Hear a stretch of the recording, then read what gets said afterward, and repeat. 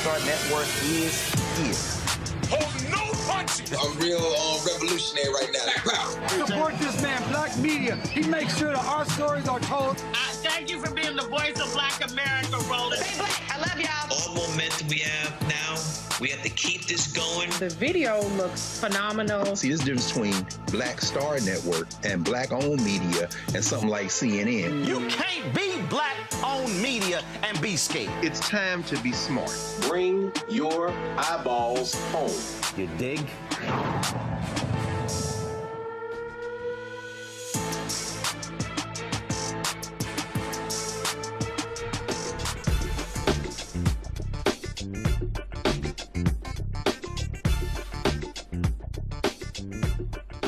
Hi, everybody. It's Thursday, April 23rd, 2026. And don't adjust that dial. I'm Tiffany Cross, sitting in for Roland Martin. And here's what's coming up on Roland Martin Unfiltered, streaming live on the Black Star Network.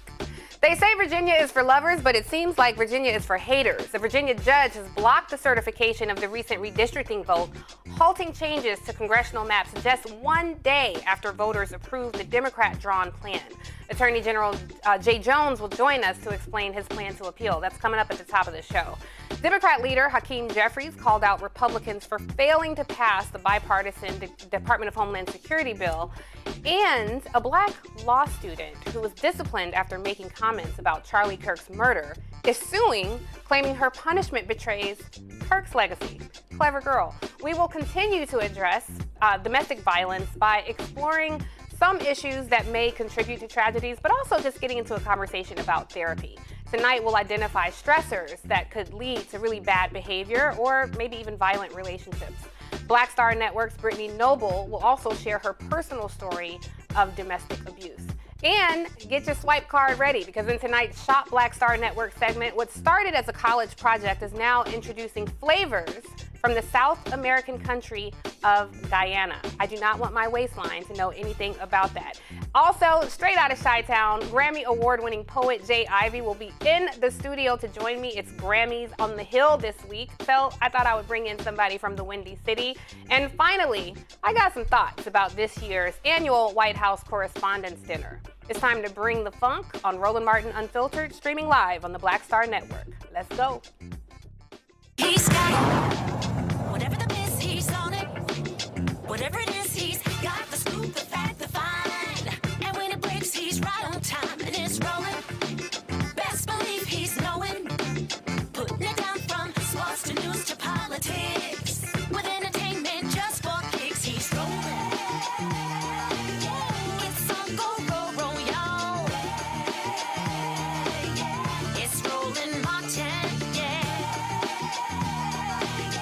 Rolling with Roland now. He's funky, he's fresh, he's real, the best, you know he's Roland Martin now.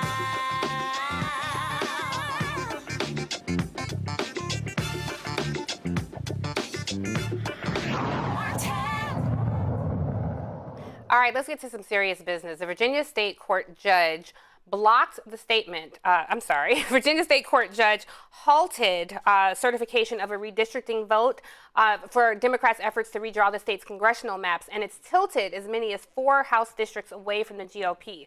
The order from Judge Jack Hurley of Tazewell County Circuit Court contends that all votes for and against Tuesday's referendum are ineffective and bars state officials from certifying the results or taking any action to put the new maps passed by state lawmakers into effect.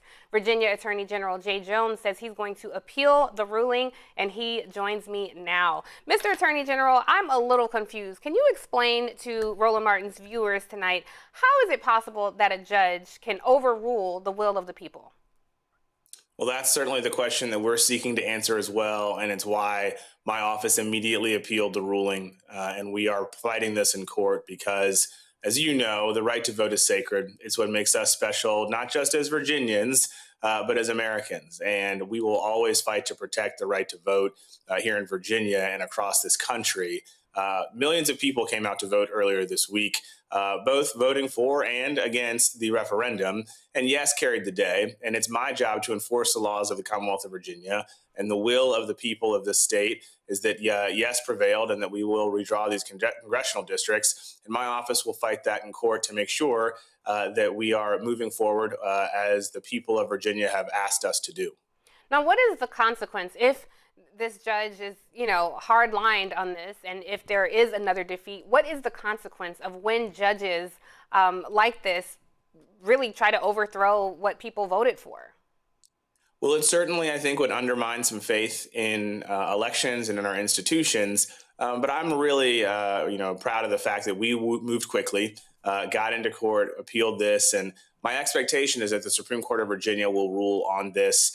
There are several matters that they will be addressing next week, but I think at the end of the day, the will of the people here in the Commonwealth of Virginia, again, millions of people came out to vote over 45 days of early vote to demonstrate that they care about and want to participate in the civic process. And that's what we want from people here in this Commonwealth, but across the United States. And so, we want to make sure that people have their right to vote protected, that their voice matters, and that their vote will mean something. And that's what this is all about, whether it be sending folks to Washington to represent them in Congress, or for your school board elections, your circuit court, your city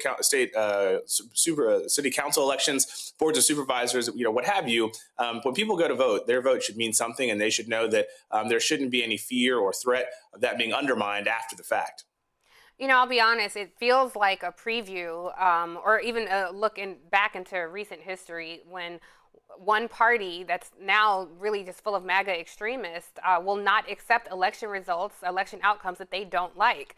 So let me ask you this, because obviously you represent the Commonwealth, Virginia, but if I'm watching this in Brooklyn, New York, or Birmingham, Alabama, why should I care about this particular congressional map in Virginia?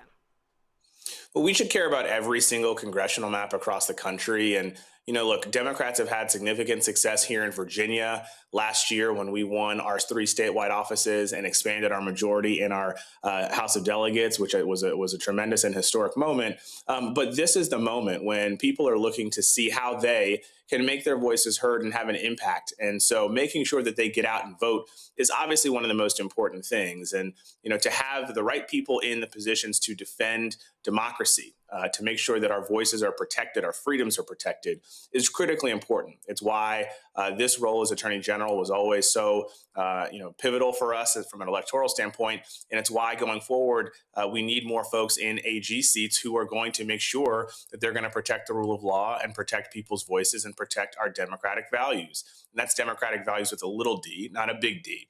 Because again, the Constitution applies to every single one of us. And it's my job and other attorneys general's jobs across the country to enforce the laws, to make sure that we're upholding the expectations and norms and standards and rules that everybody expects us to. And so that's what we're going to do. We have a very talented team in my office. And I look forward to, having our day in court and making sure that we're advancing the arguments that reflect the will of the majority of people here in Virginia.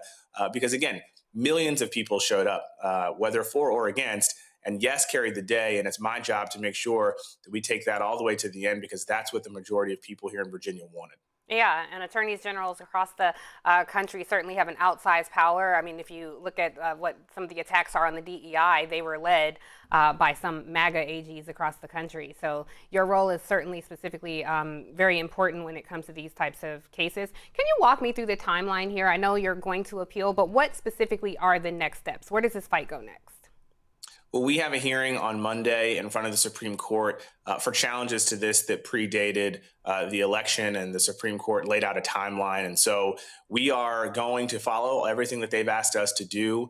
I don't know what the timing is going to be on this current appeal. We have asked for the Supreme Court to move quickly and swiftly, and that's what we hope, because people here in Virginia deserve clarity and they deserve some resolution to this, because we have congressional primaries that are coming up here in the summer, and then we've got to get to November. And again, this is all about the right to vote. It's all about protecting people's fundamental and democratic ability to go and make their voices heard, to speak for their communities. And that's what Virginia did earlier this week. We had 85% turnout of what the gubernatorial race was last year in an April referendum, which I think speaks volumes to Virginia's civic engagement and the people here in the Commonwealth's commitment to participating in the process, which was fantastic. But we also want to make sure that our elections can continue to go forward. The referendum happened, and now it's my job and my office's duty to uphold the will of the people of the Commonwealth of Virginia as yes prevailed, and we'll move forward and we'll fight vigorously to do that in court when the Supreme Court, when they hear it, they'll make a decision. Yeah, and I certainly don't have to tell you the political power Virginia has, being somewhat of a swing state on the electoral map across the country. I want to bring in my panel. We have Winkuni Siant. She's the co-founder of Politicking, and Dr. Greg Carr from Howard University's Department of Afro-American Studies, both from the nation's capital right here in D.C. Dr. Carr, did you have a question for the Attorney General? Thank you, Tiffany. Good to see you. Good to see you. Thank you. Yeah, indeed. Thank you, Brother General. It's good to see you too, brother. Let me ask you a quick question. We know that Chip Hurley has been trying to put his finger in this thing since earlier in the year. So you say now that the Virginia Supreme Court is going to rule on the underlying legal issues? Because memory serves me correctly, he was saying earlier this year that the legislature didn't abide by the procedure of having this on the ballot 3 months ahead of the election. And he seems to be a known quality out there in Southwest Virginia, a Republican appointee. But are they going to rule on all of this? Is that you have kind of taken it as a package deal? So it's a great question, and they have not consolidated the cases yet. So what is coming on Monday is something from a challenge from a little earlier this year. My hope is that we can get this resolved quickly. We have appealed yesterday's ruling immediately to the Court of Appeals, which is the intermediate court between the Supreme Court of Virginia and the Circuit Court, where Judge Hurley sits. And it's my expectation that this will all end up at the Supreme Court of Virginia. But we are going to vigorously argue our case in front of them, and the timeline is really left up to the Supreme Court. So when we know more, you will know more. But on Monday, we'll have oral arguments for the case as it stood before the referendum happened just a couple of days ago. Winkuni, did you have a question? I do. Thank you, Tiffany. Attorney General Jones, if the courts ultimately do strike this down, what's your plan to still pursue fair representation for Virginians? Well, first, we've got to make sure that we fight vigorously to make sure that the election will stand up and that things will continue to go forward. As I said, millions of people came out to vote earlier this week, and that's really special. Here in Virginia, we take our responsibility to go vote very seriously. We've seen that happen, obviously, over the course of many years, and this was no different. And so we will fight in court. We will make sure that we are advancing all of the arguments that are necessary to validate the people's voices. And again, people came out and voted no this week. People also came out and voted yes, and more people voted yes than no. And my job is to enforce the laws of the Commonwealth of Virginia. And as the laws say, this election stands and things go forward, and we're going to support that. And we're going to work hard to make sure that this result continues to carry forward. I want to piggyback off that question because the judge is essentially saying that Democrats proposed a constitutional amendment to redraw the state's maps. The state's congressional districts failed to comply with procedural requirements under the state law. I'm just curious if you can give us a preview. What say you to his assertion that this wasn't legal? Well, look, I'll say this. An activist judge from one county in Virginia should not be able to overturn the will of millions of people here in the Commonwealth of Virginia. We have elections for a reason, and we believe in the democratic process. And it's my commitment to make sure that we'll fight for this result, for this outcome, because that's exactly what the people of Virginia did. There were robust and vigorous campaigns on both sides to share their message about why you should or should not support the amendment that was presented to the people of Virginia. And yes won the day. And that's going to carry, and we're going to make sure that we take that all the way until the end. My office is going to fight in court vigorously to make sure that this holds up. And I really do believe that this is exactly why we have elections here in this Commonwealth and in this country, so that we can make our voices heard. This was put to the people of Virginia after passing the General Assembly twice, and everybody had a chance to come out. This was not a closed election. This was not a closed primary. This was a statewide referendum 45 days of early vote, every means available to people. Certainly, we had a lot of television ads, a lot of mail, some of the misleading mailers, some misleading television ads, millions of dollars spent. And so this is certainly an exercise where everybody had a chance to come and make their voices heard. And I urged everybody to get out and vote because it was really important. And now we've seen the result, and now we got to carry that forward. Well, this will no doubt become a national referendum. It already has in many ways. And so very wise, Mr. Attorney General, to come on Roland Martin Unfiltered. Often there are more eyes here than there are on some of those cable news outlets. So we certainly appreciate you taking the time on what is sure to be a busy next few days. And we'll definitely be monitoring what happens on Monday. Godspeed to you on those arguments. And we would love to have you back on Roland Martin Unfiltered very soon. We're going to take a quick break and we'll be right back.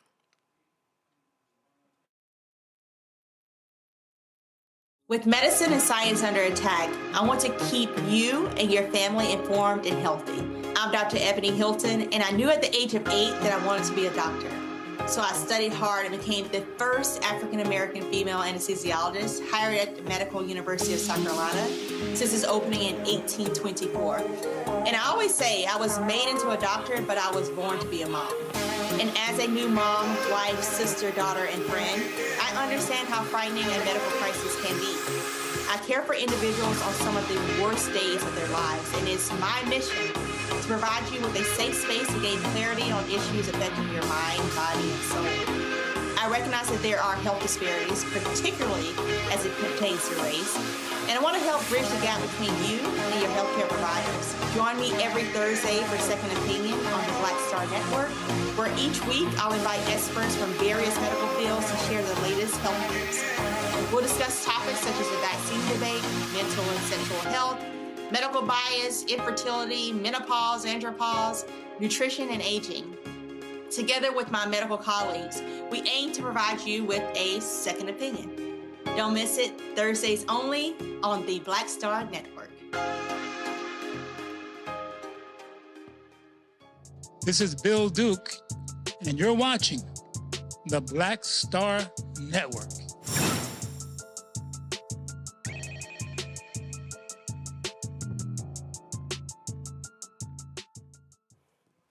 All right, sticking with politics, House Democratic Leader Hakeem Jeffries is reminding the American people that while Republicans celebrate legislation detrimental to them, Democrats are dedicated to reducing the high cost of living.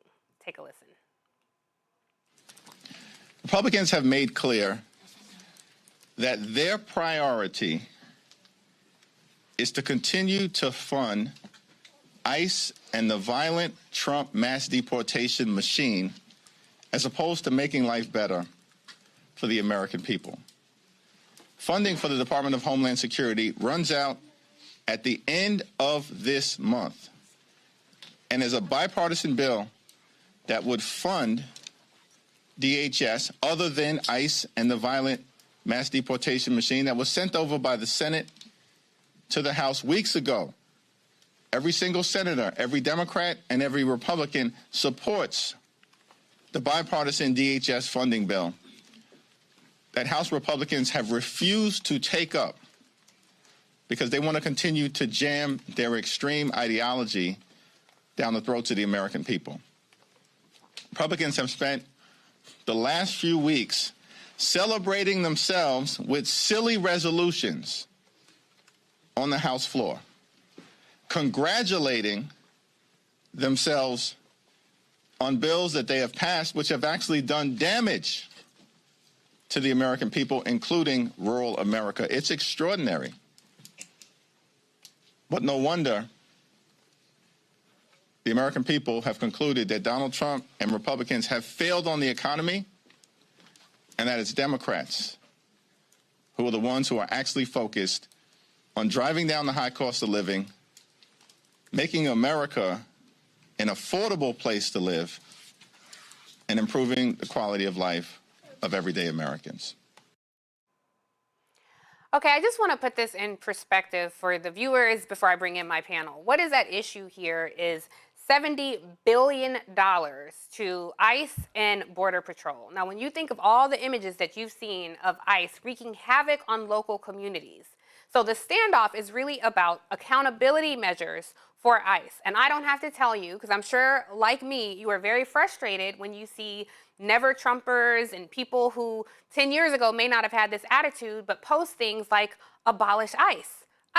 So it wasn't such a radical idea after all. And now here we are with government funding hanging in the balance. And Dr. Carr, I honestly am a little frustrated with this process. There were, to their credit, 2 Republicans who voted with Democrats on this measure. That was Senator Lisa Murkowski, Republican out of Alaska, and Rand Paul, who is a thorn in Trump's side out of Kentucky. But this standoff seems to happen every few weeks, every few months, and I'm just not sure that we will maintain 3 co-equal branches of government as this kind of the draconian measures keep taking place. Dr. Carr, I see you nodding your head, so I'm going to bring you in.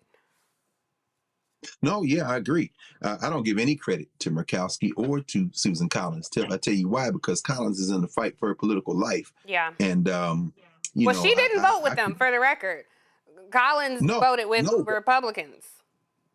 Yeah, well, yeah, exactly. And then, of course, we know that there was an amendment from Senator Ben Ray Lujan to reverse $187 billion in cuts to SNAP. Yeah. And that failed by 47 to 50. And Collins and Sullivan did break with the party to support that amendment.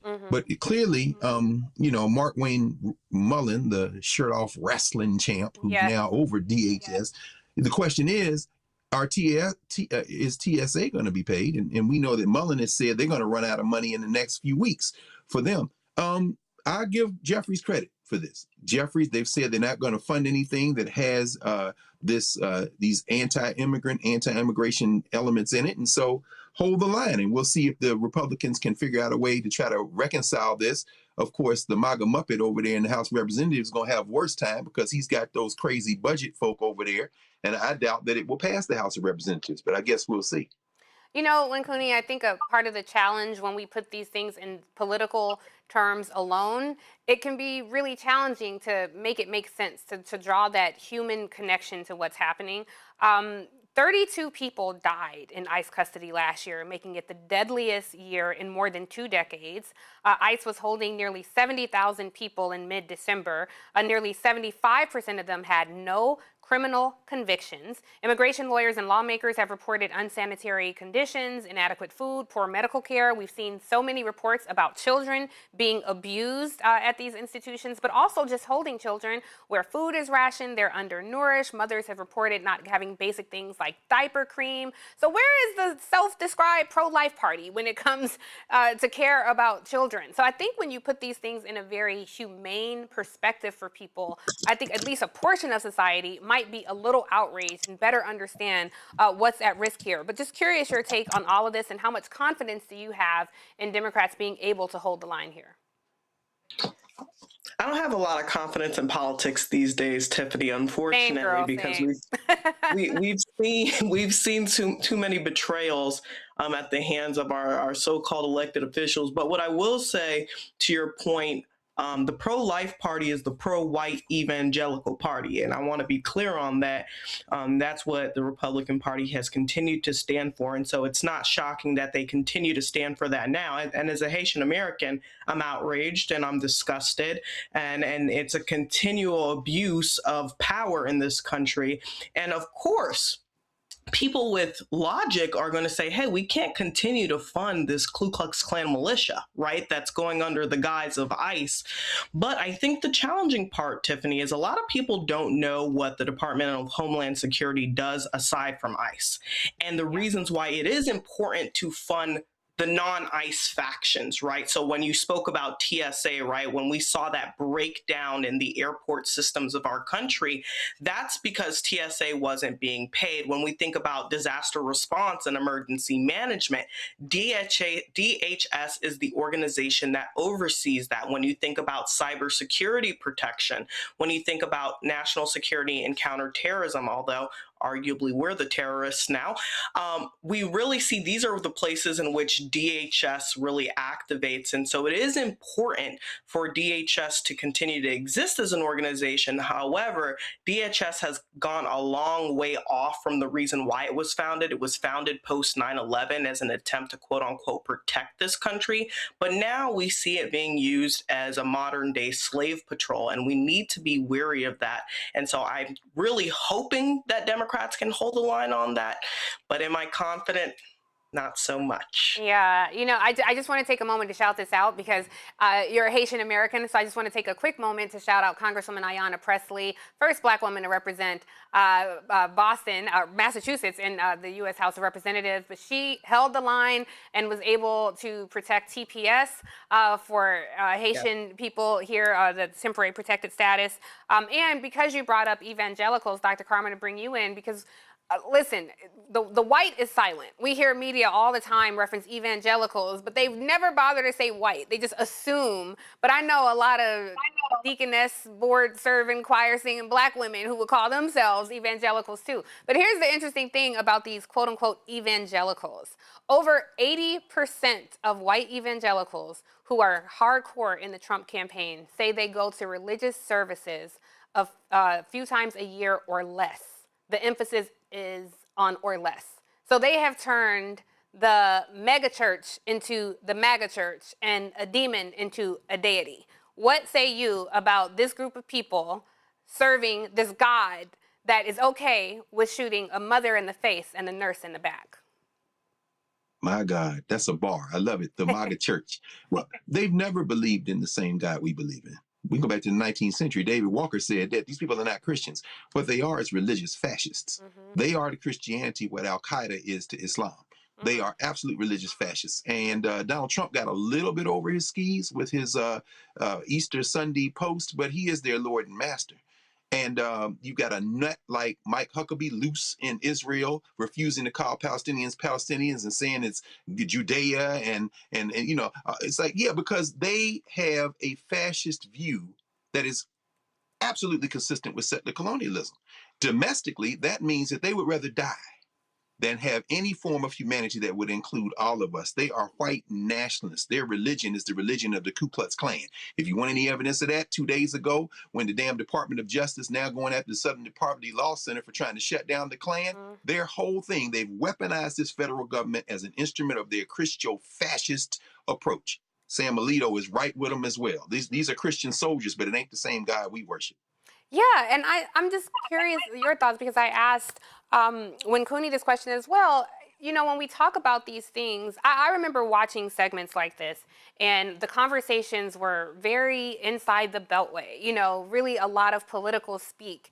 And, you know, I've been covering politics for 25 years now, so now I get it. But I think about the person watching at home, and it just sounds like, oh, Congress is fighting again over money. But that's not really what the fight is about. And I think that something about our psyche, our humanity, things are conceivable in mass numbers, right? You know, if we say, oh, 3,000 people died today, then it sounds like something that's too bad. And we turn to our dinner tables and finish eating our meal. But if I tell you the one story of a little girl named Sarah who wanted to be a ballerina and loved the aquarium, and I tell you her story, then it's more heartfelt. And so I wonder if we get lost in the messaging around this, because like you said, Cooney, I do not have a lot of confidence in politics, and I'm also not a party person either. My politics are Black. You know, so I give praise where it's due, but Ben Ray Lujan is a Democrat. And as Dr. Carr said, supported a bill to cut SNAP benefits, which is already the version of the loose change in the federal budget's couch, you know?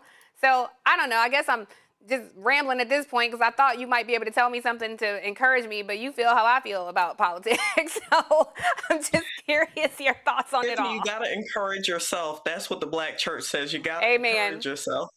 Amen, amen. But I'm feeling discouraged. And okay, well then let me ask you both this. And maybe somebody out there feels like me, so maybe your words will give some encouragement there. We see democracy crumbling before our eyes. And I am concerned about that because the folks who look like us will be hurt first and will be harmed the worst. There's also the school of thought that I ain't really too keen on saving something that didn't really serve us in the first place. When Roe fell, that happened in democracy. When Trump was elected, that happened in democracy. So I'm starting to wonder, how can we coexist in a democracy with people who are rooted in our oppression and destruction? So if you got some words on that, Dr. Carr, Winkuni, whoever got something to tell me, please preach to me on this Thursday. I'm gonna let Dr. Carr. Okay. I was gonna say, Tiffany, I'm probably not the most encouraging. Again, I'm Haitian, so I'm about ready to revolt. That's what we know how to do. But what I will say is that Black America has to band together. And don't mind that I'm a Garveyist and I think we should leave, but Black America has to band together even here, and we have to create our own systems, right? We have to start, creating our own school systems, creating our own banking systems, creating our own political systems. That's the way that we're able to really galvanize political power and political capital in this country. What we need to see is more Black and brown people coming out to vote, because that's when people start to pay attention to the things that are coming out of our mouths. So we have to not only go out at the polls and vote, we have to continue to boycott and support Black businesses. Everyone knows that in America, money is the way that people like to be talked to. So we have to make sure that we're actualizing not only our political capital, but our financial capital. And lastly is our social capital. So once we're starting to wield these things in tandem, I think the Black community will have a way better leg to stand on. But right now, unfortunately, a lot of Black America is still too fixated on Western ideals to really recognize the type of warfare that's being launched against us. So I think it's really important, if I leave people with three things today, is actualize your political capital, your financial capital, and your social capital, and bond together to make sure that we have a leg to stand on. I'm so happy you said that, because I don't want anyone to mistake my frustration or my message to say that we shouldn't vote. We have to fight on every front. But I just want us to tap into our imagination and try to think about what a democracy would look like if we were its architect. We don't want to resort back to what was. We want to build what could be together. Dr. Carr, give me some words of wisdom in your wise way that you do, in your wise way that keeps me from ever calling you Greg, Dr. Carr. Yeah, you're going to call me Greg tonight. I think it'll happen tonight in a minute. But my friend, already know. I mean, I agree with Winkuni, what you said. I mean, first of all, Haiti is still free. They had a hell of a constitution put in place after they sold Toussaint out the French and killed him, and Dessalines come along, and they had that 1805 constitution that declared everybody who's going to stay here is going to be politically Black. It never got put in place because they kept interfering with Haiti. But here we are over 200 years later, and Haiti fights on. What's the lesson in that? I think there are two lessons. Number one, all empires fall, and it's usually through overreach. Mm-hmm. The ancient Egyptians, you go to the New Kingdom, it was overreach that caused them to be invaded. China, overreach. It's always overreach. We're at that stage now with the United States, and I'm, for one, am thrilled. I'm excited about that. Our people were trafficked. I could give a damn about the United States, democracy, any of it. The other lesson is, when these empires fall and disintegrate, and we get this lesson from China, 4,000 years plus they've been going, but there have been moments of political instability that lasted centuries. What kept them together was the local. So I couldn't stress and echo what you said, Winkuni, more. When the thing falls apart, it will be your local relationships which allow you to endure and build what's coming next. And finally, I agree with you, sis, in terms of Garveyite, our solidarity must be international. Iran right now is winning the information war. People are calling it propaganda, but these Lego videos are causing people to understand this is a moral battle that transcends nation-state lines. The American Negro is only doomed if we decide to confine our solidarity to the four corners of this country. These people don't give a damn about the United States. Elon Musk, the Trump crime family, Steve Witkoff, the crypto king, Trump's son-in-law with the dead man suit, Jared Kushner, they're making deals without regard to the nation state. Meanwhile, they want us to sit in the four corners of this country. No, this is a moment as this empire falls for us to go out globally and see who are our allies and then locally organize for what comes next. It's an exciting time. I couldn't be more excited about what's going on now because we're at the end. I didn't think I was going to live to see it, but now here we are. It's a beautiful thing as far as I'm concerned. Somehow, magically, I feel encouraged. I knew you would do it, Dr. Carr. I think you might feel encouraged too, Cooney. Because I mean, honestly, one, you just gave us a whole history lesson, and I love that you're saying our solidarity has to be global. We're seeing right now it's a shift in global powers. We're seeing the rise of the global South, and I agree with you. I think the days of the West being the sole superpower on the global stage are quickly ending, and the rest of the globe sees that. But I think we're so insulated, to Cooney's point, in American ideals that we can't see that. I do want to caution folks, though, when we say, I understand you're a Garveyite, but when we say let's leave, we have to consider that less than 10% of Black people have passports, have the ability to leave. You think about people who have kids in school or aging parents and some of the financial barriers of leaving. But I do think that we should explore those options as well. I'm not so beholden to this place, but I definitely get the idea that we can't flee what our ancestors fought and died for. So we could have this conversation for many, many days and have really great exchange here. So I thank you both for that. I don't know about you guys, but I need some love in my life. So we're going to take a quick break. Roland Martin Unfiltered will be right back. But on the other side of the break, we're going to talk about some love. Because I think we all need a little bit of love. And we're going to talk about love through the lens of music. Don't go anywhere. We'll see you on the other side.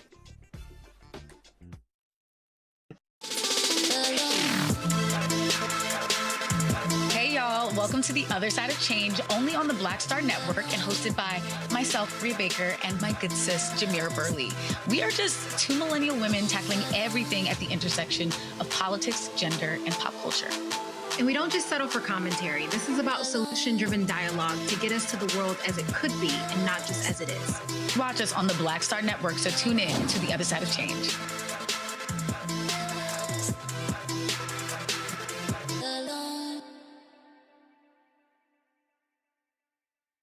Pull up a chair, take your seat. The Black Tape with me, Dr. Greg Carr, here on the Black Star Network. Every week, we'll take a deeper dive into the world we're living in. Join the conversation only on the Black Star Network.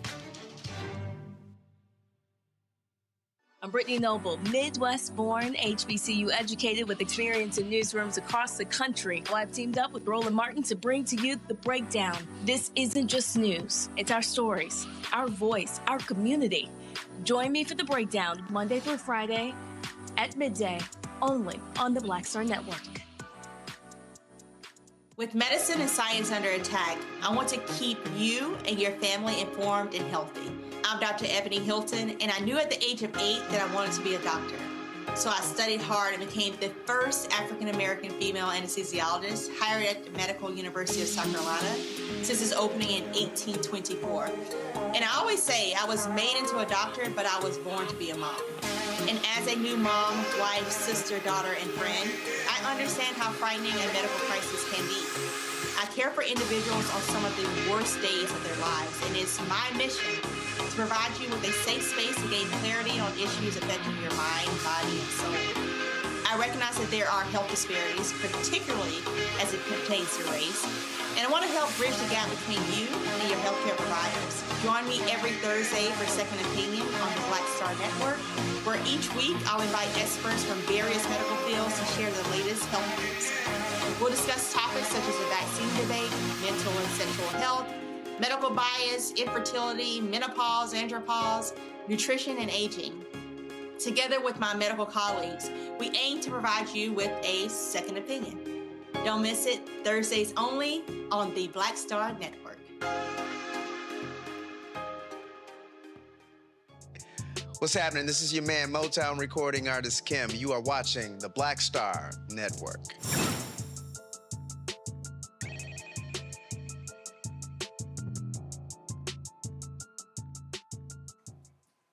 All right, so get this. Ellen Fisher, a third-year Black law student at the Texas Tech University School of Law, is suing the university after its honor council recommended that she be reprimanded for allegedly celebrating the death of Charlie Kirk, a conservative figure known for his controversial views. Beyond controversial, some might even say dangerous.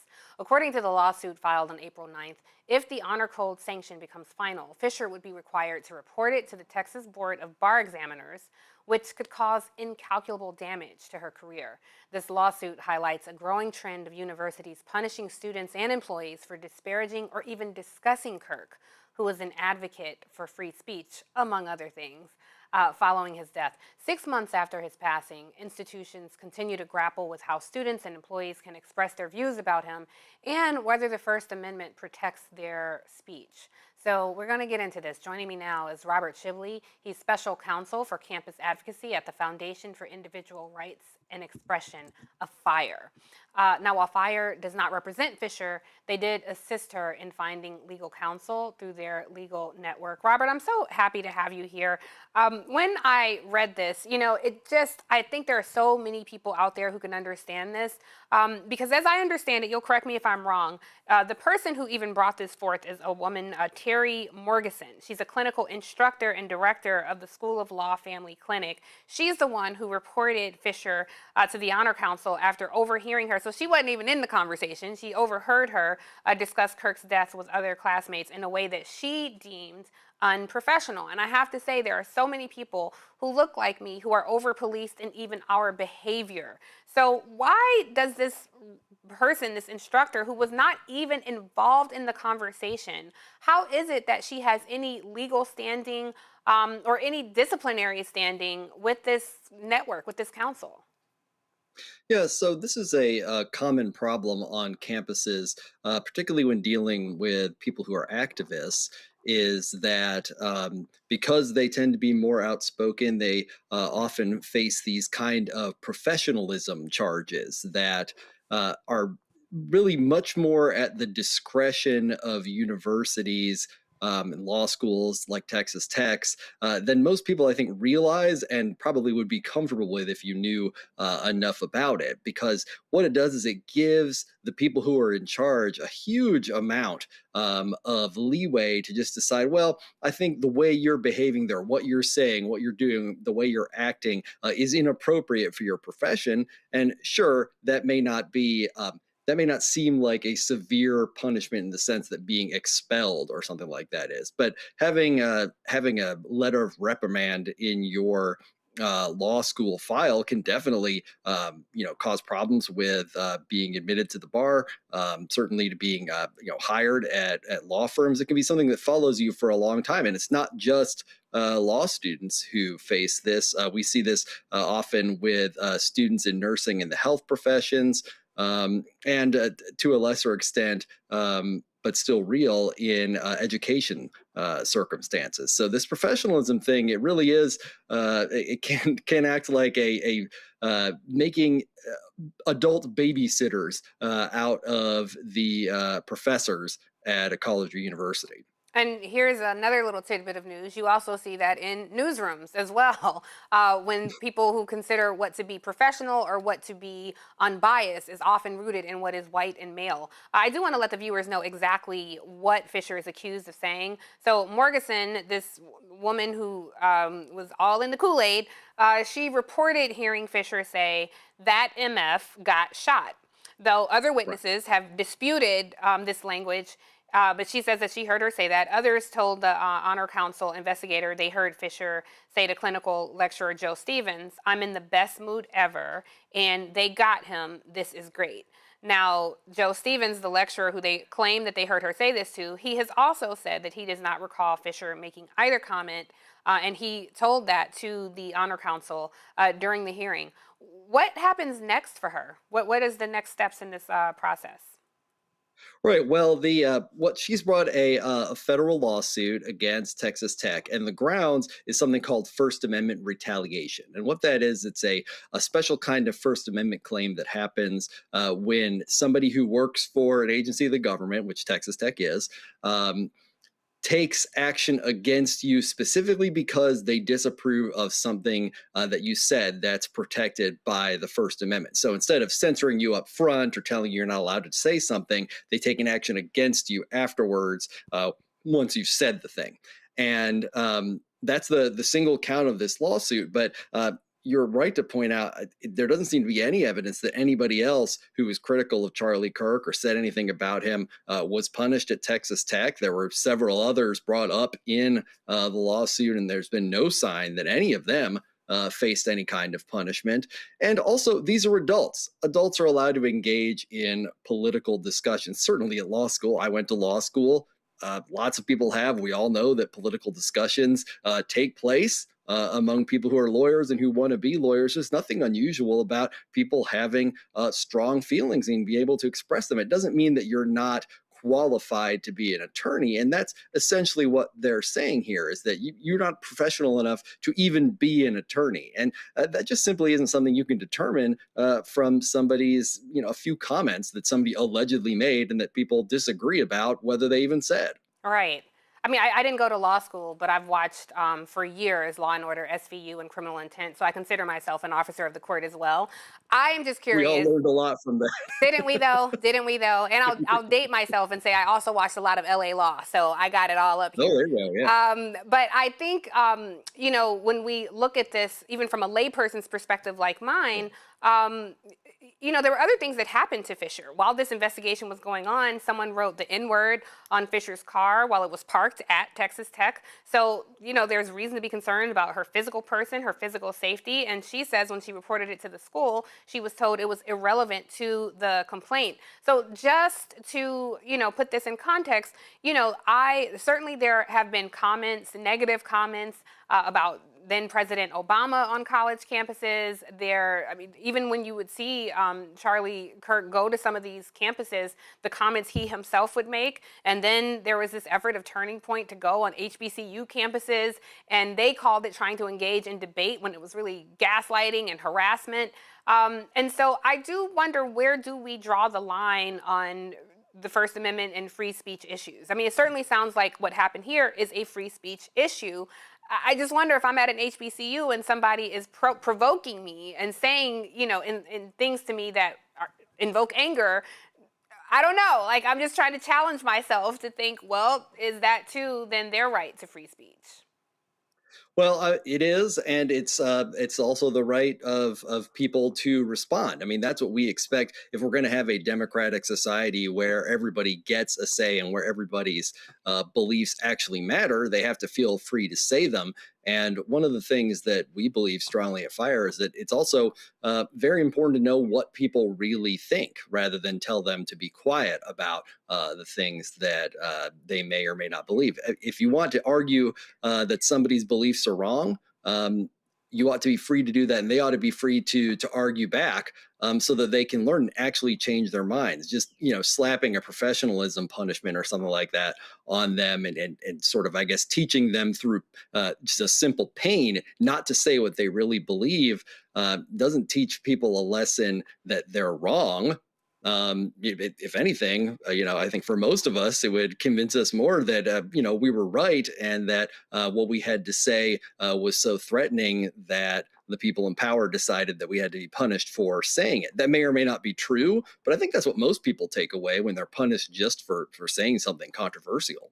Yeah, and you see these videos all the time. I appreciate what you said. You see these videos of, people donned in their MAGA attire, and it seems like sometimes they do want engagement. And so you say, yeah, people, have a right to free speech, but people also have a right to respond. So just hypothetically, Robert, if I were to respond to somebody who's talking to me a little crazy, can I count on you to come and defend my right to my response?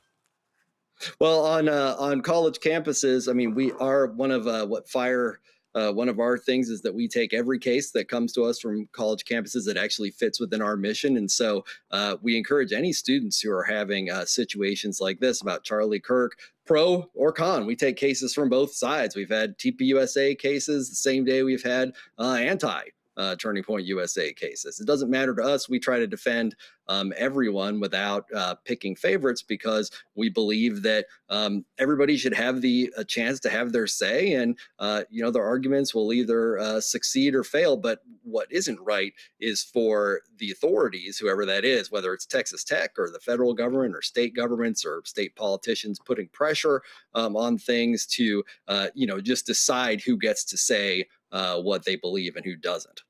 Yeah, and I certainly don't want to make light of this for Ms. Ellen Fisher, because this can actually have very serious consequences, as you pointed out, on her future as a lawyer. But I hope that it cements her as a bright young legal scholar in our future, because I really appreciate the fact that she is using their own tactics against them legally and professionally. So she certainly sounds like quite the professional to me. So kudos to her, and kudos to you for taking up these types of issues. Thank you so much for joining us. I appreciate you taking the time to be here, and I'm going to keep your number handy just in case one of these incidents happens. I live by Howard University, so you never know. We appreciate you taking the time tonight. I know I promised the audience at home love. Don't worry, it's coming up right now, but we're going to take a quick break, and we'll get to that love on the other side.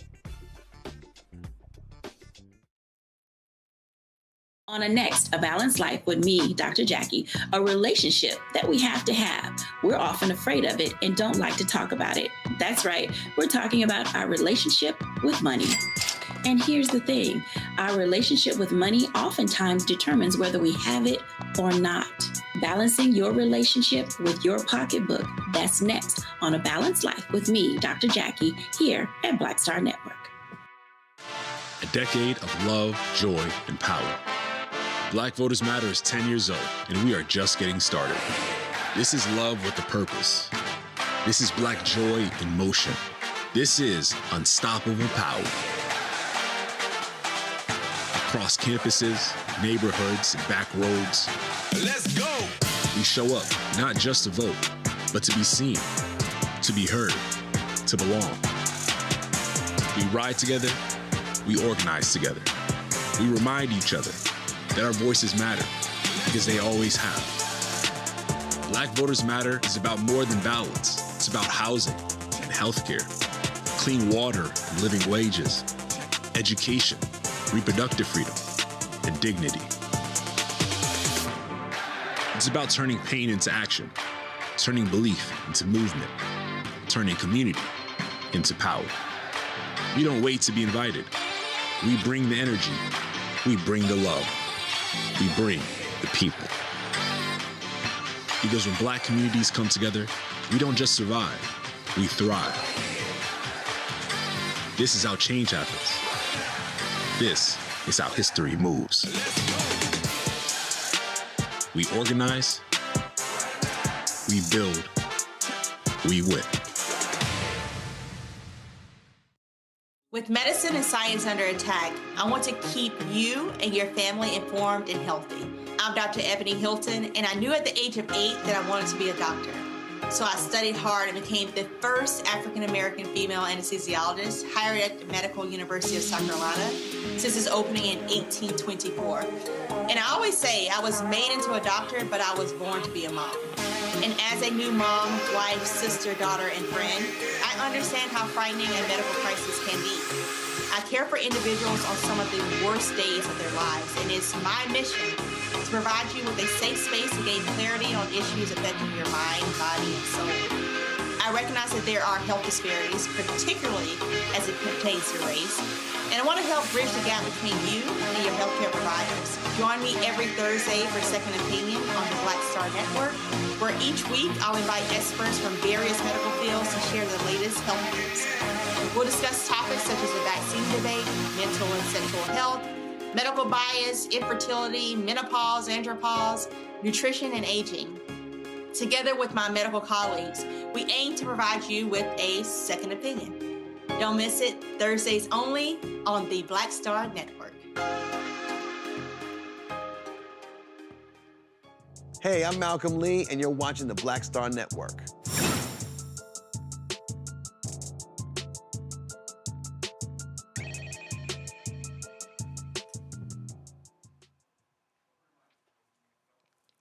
All right, I'm so excited because joining me now is Grammy Award-winning poet and spoken word artist Jay Ivey. And why might Mr. Jay Ivey be here straight out of the Shy? Yes. Because it is Grammy on the Hill this week. Yes. Grammys on the Hill? Grammys on the Hill. Grammys on the Hill this week. Yeah. And you are in town. I'm so excited about it. And you are in town because you are, of course, a Grammy winner. I had the honor of being there with you when you won the Grammy. Yeah. Congrats, my brother. We did that. Congrats. We did that. And you created this category or helped to create the category of spoken word artists. But what is Grammys on the Hill? So Grammys on, well, first off, it's great to be here with you. Love you much. Grammys on the Hill is, it's been going on for 25 years. The Recording Academy brings out artists, musicians, producers to come to DC to advocate for certain legislation that will help protect artists, create rights that will protect artists and musicians and creatives. Okay. Well, that means with AI and everything happening, that certainly seems like a worthy cause. Absolutely. So that was one of our, I mean, that was the discussion. So one of the main acts was called the No Fakes Act.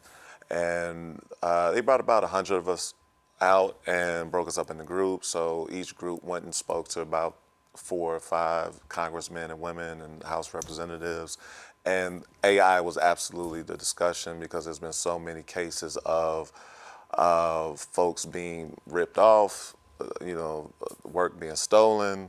While AI is a great tool, at the same time, anything that's a tool can be abused. And right now it's the Wild Wild West. There are no guardrails to protect creatives and artists and musicians. Or a lot of other people. I mean, technology is moving faster than legislation. And I don't know if AI is a great tool, my friend, but that's a discussion for another time. Yes. I have some concerns about AI. But I want to ask... We all do. Yes, we all precisely. do. Yeah. I want to ask what may be a controversial question to ask you, since you're a Grammy Award winner, but how relevant are award shows these days? You know, I think when we were younger, it was a big deal. You know, people got award shows, but with all the streaming platforms, and I feel like social media has really democratized that who gets to rock the mic, who gets to build an audience. So do the Grammys matter anymore? Absolutely, Okay. the Grammys matter. I'm a living testament. Life has changed since the Grammy wins. Excuse me, the Grammy wins. The wins. But it's you know, music at its core is it brings people together. It heals us. It connects us. It feeds us. It is the soundtrack of our lives.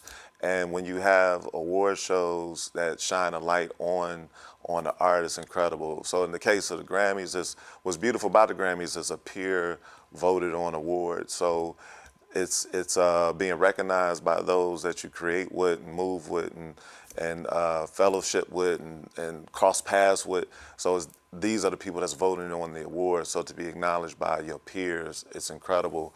And anytime a light is put on the art, to me, that helps the world, even if it's a little bit, you know, it helps. Well, one of my favorite songs by you is "Nothing in This World." PJ Morton, is that who? Oh wait. Well, not of this world. No. But PJ is. There's nothing thank you. in this world. Don't make me sing. I'm gonna embarrass myself. You talking about you talking about Without You? Yes. That's actually BJ the Chicago Kid. BJ the Chicago Kid. Yeah. I always imagined that you were singing that to your lovely wife, Tari Teray. Yes. Who's not here, but Roland, because everything is alpha around here. Tari is a proud member of Delta Sigma Theta. She's not here. But it's such a beautiful love song. It really is, and it's so gorgeous. I hope people will take time to listen to it. And I was thinking about that. It seems like love songs are fading from view, fading from our conversation. And at a time where sometimes it feels like there's a little tension between black men and black women, I just can't help but connect that to love songs fading. It is hard to find love songs by black artists, yet love songs by non-black artists are everywhere. Why do you think that is?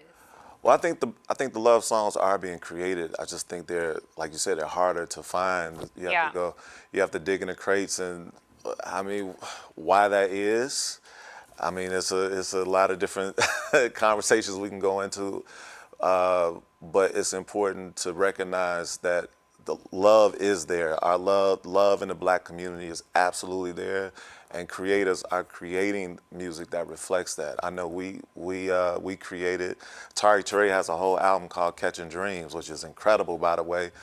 Go stream that, Tari Teray, Tarrey, Torae. But it's an example of love music that's being created all the time. But I will say, with all the music that's being made and distributed nowadays, it is harder to find, and folks may not necessarily want to inspire black love. Yes. So it's a vested interest in not having us love each other. Absolutely. I agree with that. So I think that plays a big part into what's being heard by the masses. Right. What's in heavy rotation that's Absolutely. we have to go seek out love songs and artists. Yeah. In 2024, a popular streaming service said their most popular search for songs was sad. And there's something about that I think that's reflected in what we're all enduring and experiencing at this time. It's almost like, there's sometimes loathing, it seems, between coming together, and love has always been such key to our survival here. I want to bring my panel into the discussion, but before I do, I just want to ask you a quick question. It's another controversial question. Today, Drake he is dropping a new album. Can he make a comeback? Because I kind of feel like Kendrick destroyed him for life. I mean, in the social stratosphere, it seems that way, but yeah, I think we are naturally a forgiving people. yes. And if the art comes. If the art comes, and I heard Drake got some ice melting in Toronto or something like that. Yeah, people were taking like hacksaws to it. It was quite a PR stunt. Yeah, so I mean, Drake is incredible, and while he definitely took a L, I mean, it is what it is. He took a L in that moment. I don't think he's done. Okay. I mean, it's Drake. It's Drake. So I mean, he has fans. Yeah, he got a whole lot of them. Still around after the whole dun dun dun. That was a bop. Okay. Well, I want to bring in Dr. Carr, and as I do it in my shameless self-promotion. Since we're talking about love, Ain't no shame. Dr. Carr. Yes. I write a lot about love and songs and the dynamic between Black men and Black women. In Love Me, a letter to Black women in a toxic country, career and relationships, available everywhere books are sold. Do you want to hold it? Yes, I want. It's like holding your Grammy, so you can be careful absolutely. with it. Okay, great. I got you. Okay, there you go. Dr. Carr, if you could please work my book in your answer, what do you make of all of this love talk and love songs, the lack of love songs? I would say this very simply. In addition to look out for the conversation with Tiffany Cross on her new book, Love Me, on not only Michael Harriot's platform and Contraband Camp, where Tiffany is working with him, but also on the Black Table, because we're going to have a conversation there. And work that in as she's doing her national book tour. It's launching in a couple of weeks, so make sure you get it. And I'm gonna get my autograph copy. I have that the digital, but I'm getting that one as well. So I think. You know what's interesting? You are an example of something I want to ask you about, Brother Ivy, the question of intellectual property. Tiffany, you're a wholly owned subsidiary. You own yourself. You move through the world on your own terms, and you deal with whoever you need to deal with based on your terms. And I think that question of intellectual property is very important. You interact with the big publishers, as you've done with Love Me. And at the same time, you're here in independent media, you're working with Michael Harriot, you're a self-contained entity. Brother Ivy, as it relates to intellectual property, you mentioned the legislation you're trying to lobby to move through Congress. We know that AI is an uncharted territory, and it makes me think about something that the jazz critic Gary Giddens once said about Sonny Rollins. He said, Sonny Rollins he issues recordings, albums, but he really issues those almost like as an advertisement for you to come see him at the club. Black folk have been fighting intellectual property issues in entertainment for years. Bessie Smith made Columbia Records rich, but she didn't get the money off the record. She got the money off the live performances like Ma Rainey did and so many others. You're a performance poet. Could you talk to us a little bit about how the revenue streams from your live performances differ from the revenue streams coming from the pennies on the dollar you might get from a recording, from a material unit that these folks have figured out ways to basically almost shut you out of? Is AI able to reach into your live performances at this stage? And are you worried about competing one day with a hologram Tupac? Because I know Tiffany Cross ain't never going to have to compete with a hologram Maya Angelou. But I'm just wondering, what's the difference between the live performances and the units that you move? And how could AI maybe disrupt one, but maybe you're insulated a little bit in the other category? Good question. Yeah, well, I mean, it's a steady fight. To be an artist is, you have to really be dedicated to this life, and AI is making it a little bit more difficult. It was already difficult with streams. Streams, you get paid 0.000 one per stream for every stream. So it makes it difficult to recoup money from that stream of revenue. So there are the live shows that you depend on, and speaking engagements and licensing your music. You look for other ways to bring in that money while this unfair system is being managed or unmanaged until it's figured out. You know, we just go keep fighting to make sure that the right legislation comes into play. So there are artists who are dedicating their lives, their souls, their arts, their money, resources, time to creating music is honored, and folk can make a decent living off what they create. That is an interesting concept, though, Dr. Carr, about, I didn't think about the element of live performance. Like, could you see a hologram J. Ivy 20 years from now, doing something, and how that impacts artists and their revenue stream? Yeah, like for me, I don't want our humanity to be lost. Like, art is a reflection of who we are, and I don't want us to get lost in this artificial or unreal world where we lose that human connection. Yeah.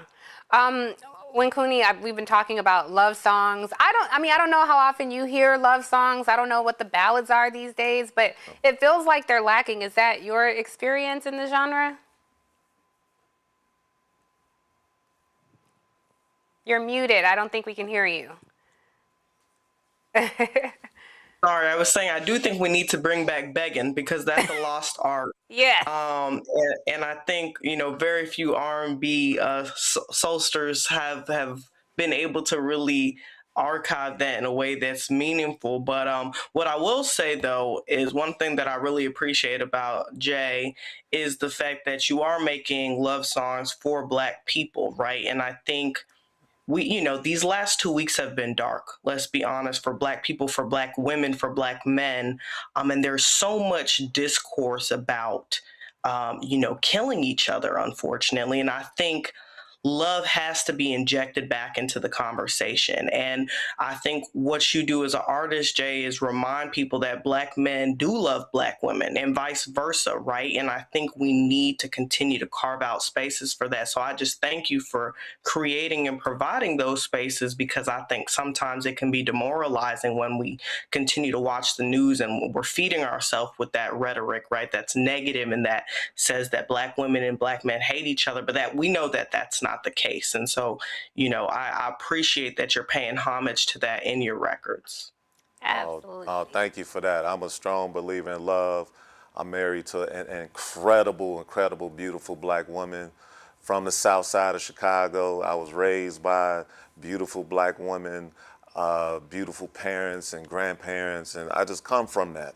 I believe in love. I love that you have love in your title. I love love, and again, I do think the music is there. I just went to Floetry's concert last night, which was absolutely incredible. Shout out to the flow assist and the songstress, and Raheem Devon and Tidra Moses. It was love being sung about all night. That's beautiful. Poetry, so it's there. We just have to go find it. That we're plugging into the right sources. Well, you are one of the right sources, so we cannot thank you enough for giving us beautiful ballads. The Beautiful Journey, a song you have with Dion Cole, one of my favorites. And we know him as John Legend only because you gave John Legend his name. J. Ivy is the one who named John Legend. So you get to hang with all the cool kids, but I'll be sitting here working, Jay. But thank you so much for coming by. We really appreciate it. And please check out J. Ivy's collection of beautiful music. It stays in heavy rotation at my house, and grateful to you for spending some time with us on this Thursday evening.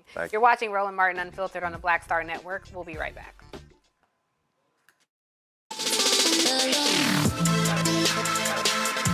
Hey y'all, welcome to The Other Side of Change, only on the Black Star Network and hosted by myself, Rhea Baker, and my good sis, Jamira Burley. We are just two millennial women tackling everything at the intersection of politics, gender, and pop culture. And we don't just settle for commentary. This is about solution-driven dialogue to get us to the world as it could be and not just as it is. Watch us on the Black Star Network, so tune in to The Other Side of Change.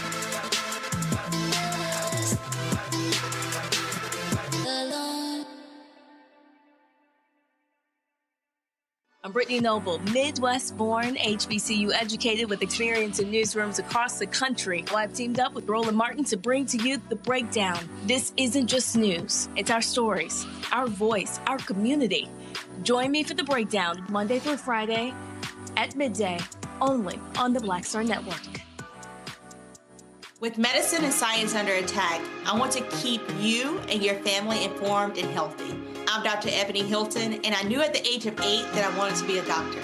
So I studied hard and became the first African-American female anesthesiologist hired at the Medical University of South Carolina since its opening in 1824. And I always say I was made into a doctor, but I was born to be a mom. And as a new mom, wife, sister, daughter, and friend, I understand how frightening a medical crisis can be. I care for individuals on some of the worst days of their lives, and it's my mission to provide you with a safe space to gain clarity on issues affecting your mind, body, and soul. I recognize that there are health disparities, particularly as it pertains to race, and I want to help bridge the gap between you and your healthcare providers. Join me every Thursday for Second Opinion on the Black Star Network, where each week I'll invite experts from various medical fields to share the latest health news. We'll discuss topics such as the vaccine debate, mental and sexual health, medical bias, infertility, menopause, andropause, nutrition, and aging. Together with my medical colleagues, we aim to provide you with a second opinion. Don't miss it, Thursdays only on the Black Star Network.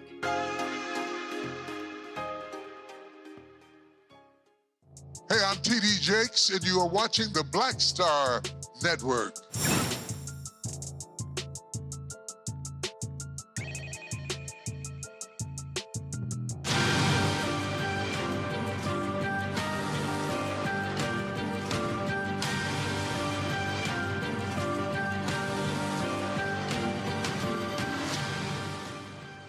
All right, in recent weeks, we have witnessed far too many Black women losing their lives at the hands of men who claim to love them.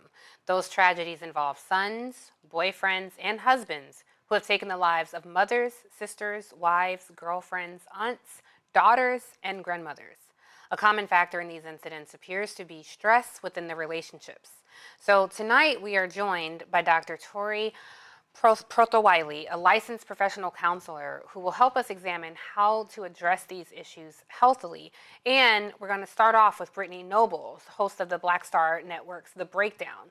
She's going to share her experiences of being in what she describes as a violent relationship, highlighting how such stress can escalate. Thanks you, ladies, for joining me. Brittany, I do want to start with you and give you space to share your testimony. And before you even begin, I just want to say thank you for being brave enough to share what you're going to share, and I hope that it can impact the lives of everyone watching tonight. Tiffany, I appreciate that because it is very scary and I am very deep in this, but it's something that's very near and dear to my heart. And I feel like my son and I have a story that we can share. And we hope that by us sharing our experience that it helps other people, even if just one other person. But it was very difficult. You know, I'm the host of The Breakdown. And so covering cases of domestic violence was extremely difficult this week, especially when I found myself in family court myself. Domestic violence is very real. And, you know, people that have watched me and followed me over the years and have seen my social media have probably wondered what in the world happened. I mean, here is somebody who, you know, was in love and had been in a romantic relation for many years and then got married, and it was very public. More than 1,000 people, you know, were at my wedding. And it's like, well, how did we get here? You know, what could have been happening that could have led you to this situation? And, you know, I think about growing up and what I considered love. And a lot of times, you know, pain was love. And it was okay if somebody talked down to me, right? It was okay if somebody made fun of me. It was okay if somebody even hit me. You know, I would easily forgive it. And I felt like that was love. And the next thing I know, I'm in an abusive situation. So Brittany, let me ask you, because you're saying like all of this collection of things, but what was a specific incident that happened in what you're describing as an abusive relationship? Did it start out as an insult? Did it get physical? Like, walk us through the first time you remember feeling like, oh, maybe this isn't healthy, or maybe this isn't right, or this feels abusive. You know what? I will be very, very honest and frank with you and get straight to the. They say that it takes women, or it takes people more than 7 times to get out of an abusive relationship. And it took me many more times than that. And I understand that that's the norm. How did it start? I've experienced, it started off as, just making fun of, and then it truly escalates. And yes, I've experienced all different forms of domestic violence, from insults and put downs to physical violence to legal abuse. So what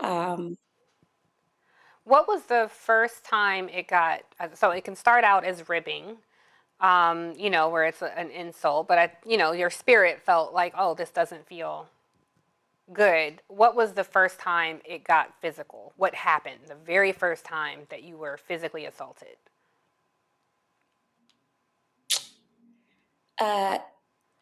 The first time that I was physically assaulted, I had been in the relationship for quite some time.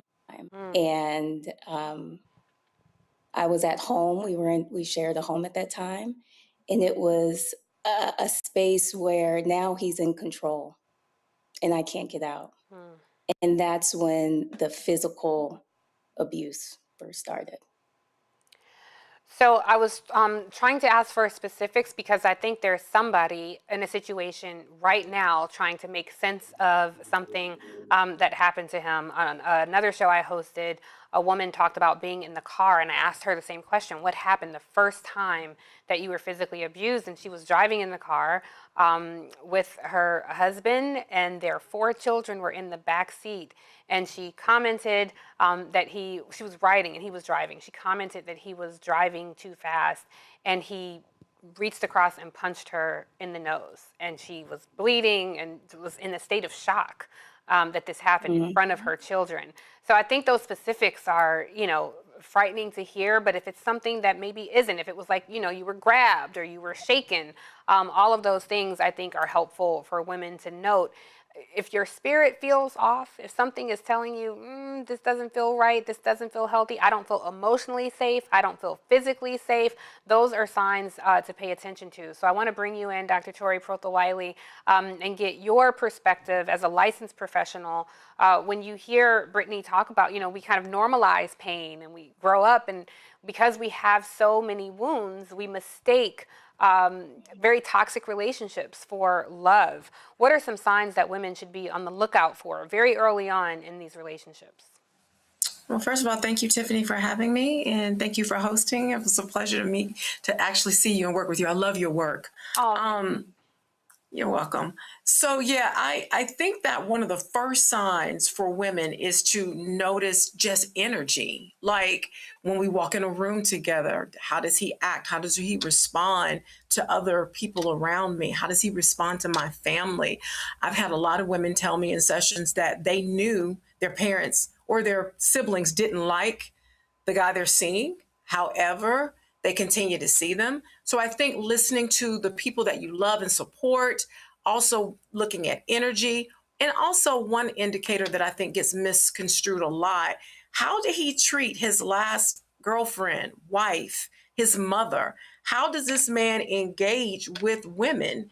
And to notice that, I've heard many women say, well, he treats them like that way, he won't do that to me. And that's where we are grossly mistaking the personality of a person.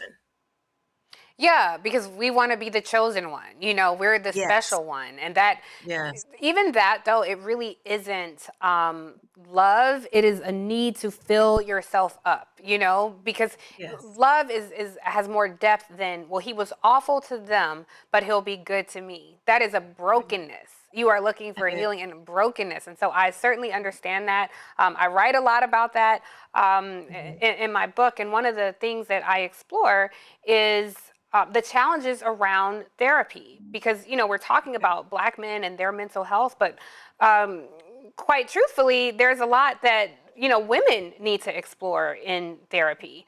I'm curious your thoughts. What if you are stressed?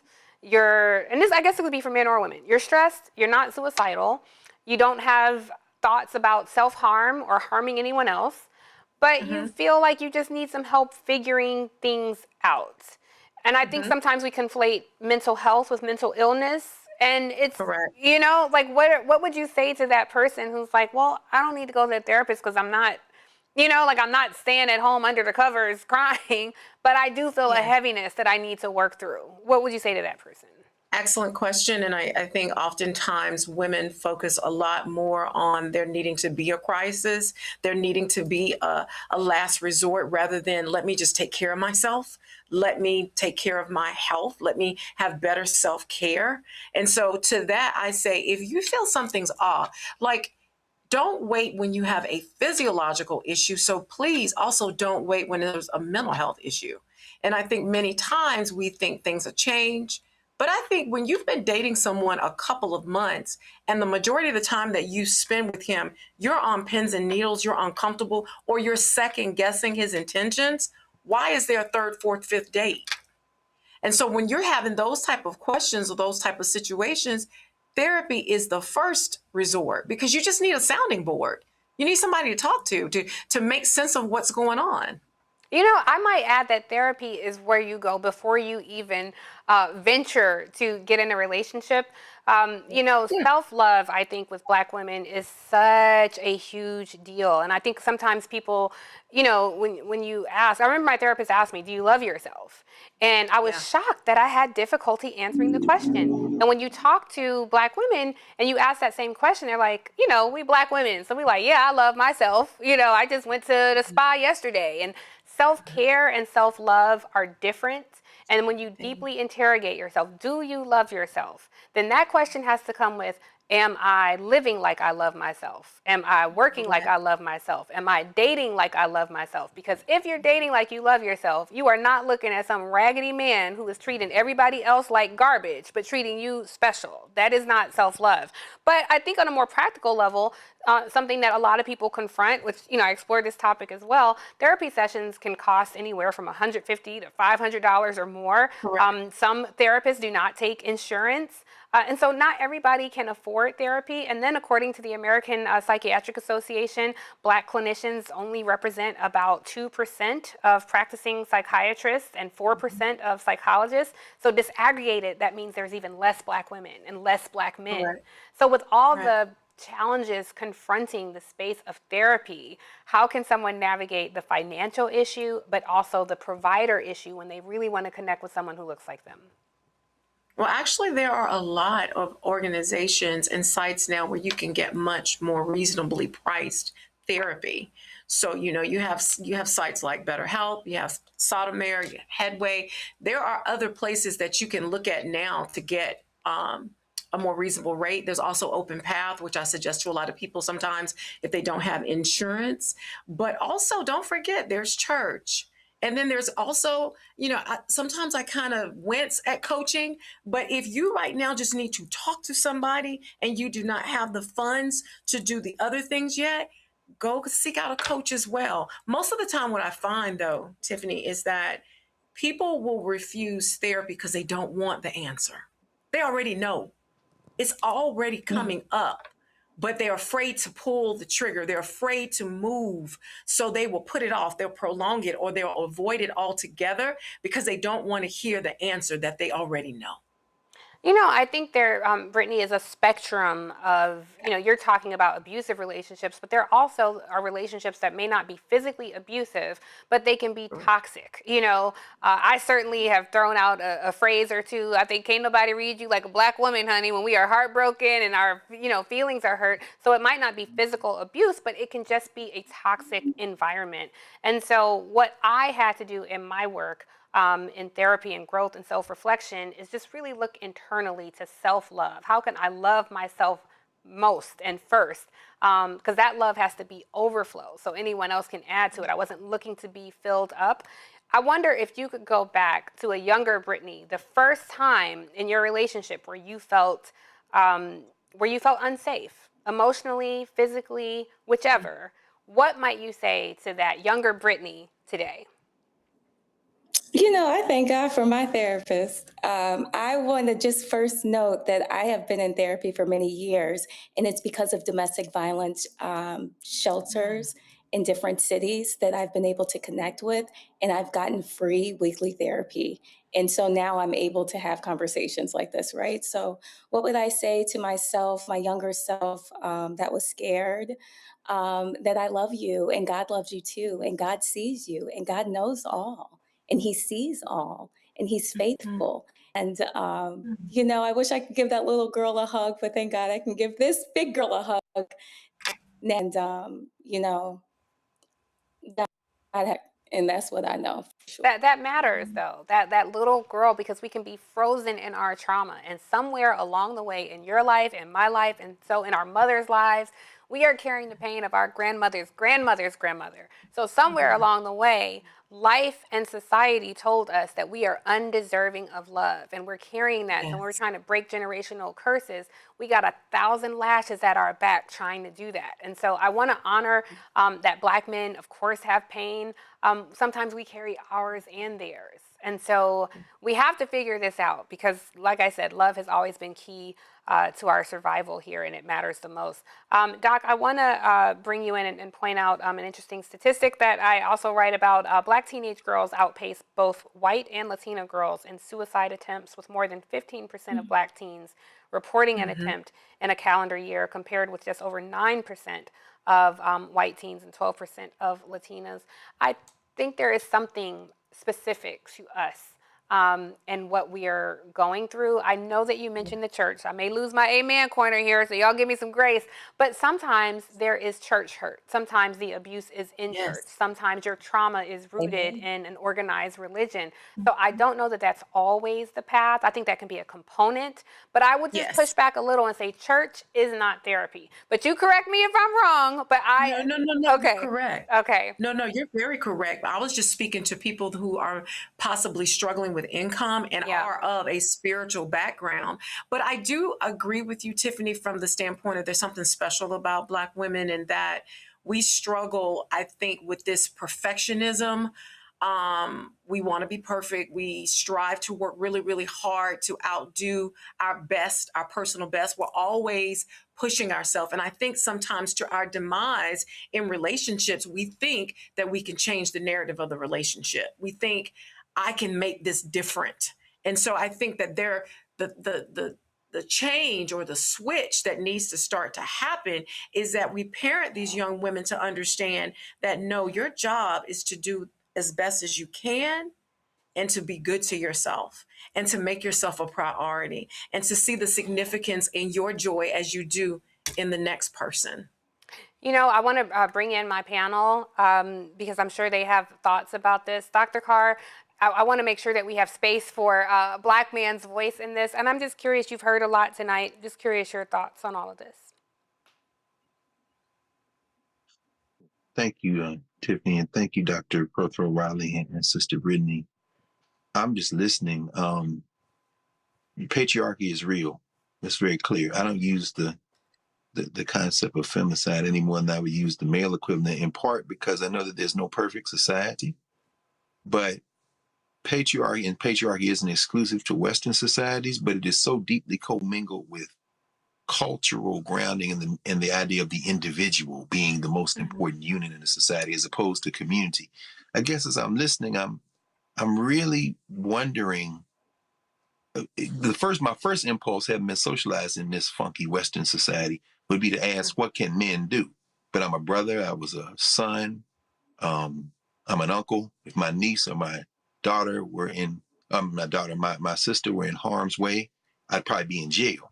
So I'm trying to wonder, how can we break this cycle of violence, some of which perhaps we've had with us since the beginning of the species, but much of which is cultural because of the nasty habits we've picked up in a Western society, which is always focused on the individual.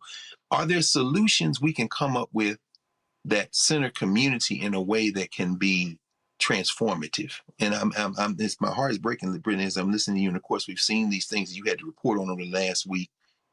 And I'm just wondering how we break this cycle so that it doesn't become, this is the man's responsibility or this is the woman's responsibility. But there are gender dimensions to this, but I'm really at a loss, and I appreciate you all being very open and candid in this conversation.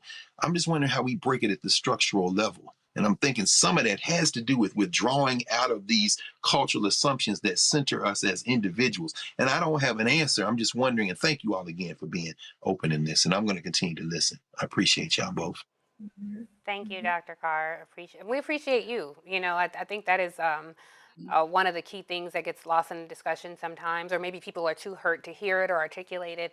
Latasha Brown, who is beloved by so many people, but she wrote an incredibly powerful piece today for Contraband Camp, where she talks about what we called love, what we understood love to be. And we would say things like, you know, grandma stayed with granddaddy for years and he had another family, or she raised a kid that he had out of wedlock, and we called that love, or just abuse that, you know, we called love. And we have to start to change the narrative around that. And that's going to take both of us together. So I appreciate your thoughts and words on that, Dr. Carr. Winkuni, I want to, before I let the panel respond to Dr. Carr, I want to bring you in as well and get your thoughts on this.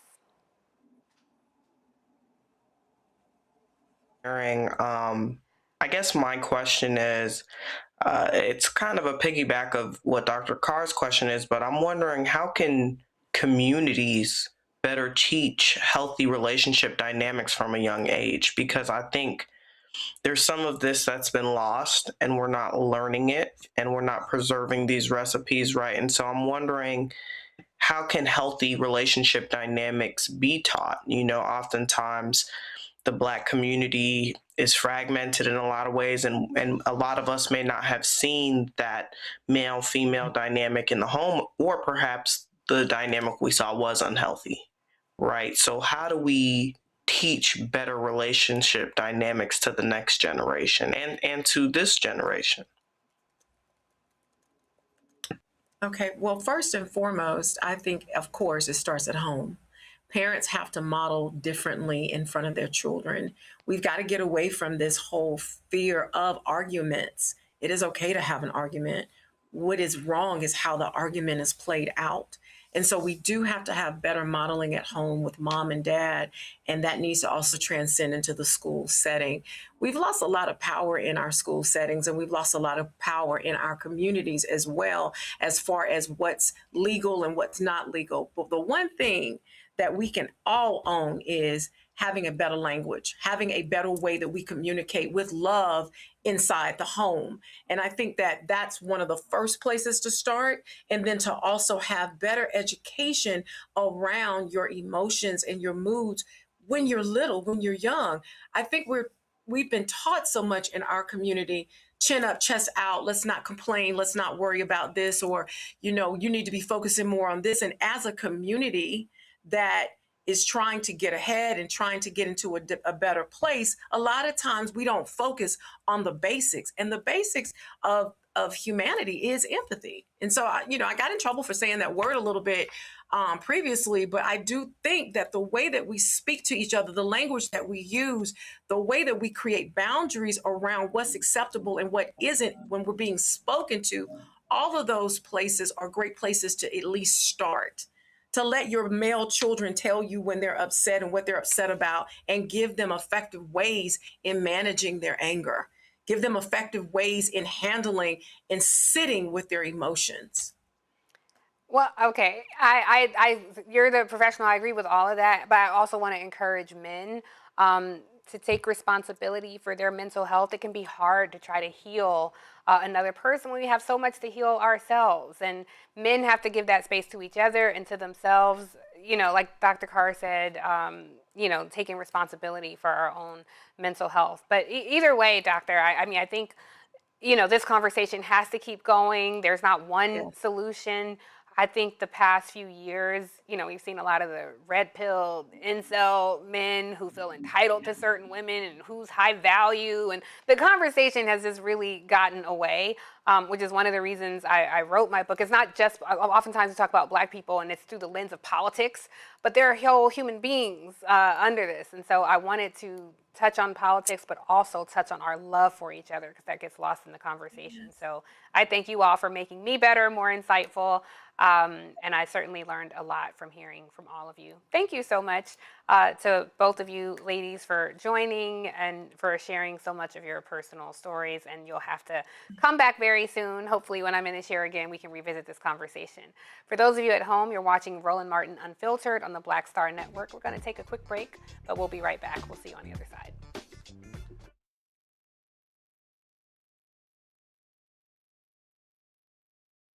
On a next, A Balanced Life with me, Dr. Jackie, a relationship that we have to have. We're often afraid of it and don't like to talk about it. That's right, we're talking about our relationship with money. And here's the thing, our relationship with money oftentimes determines whether we have it or not.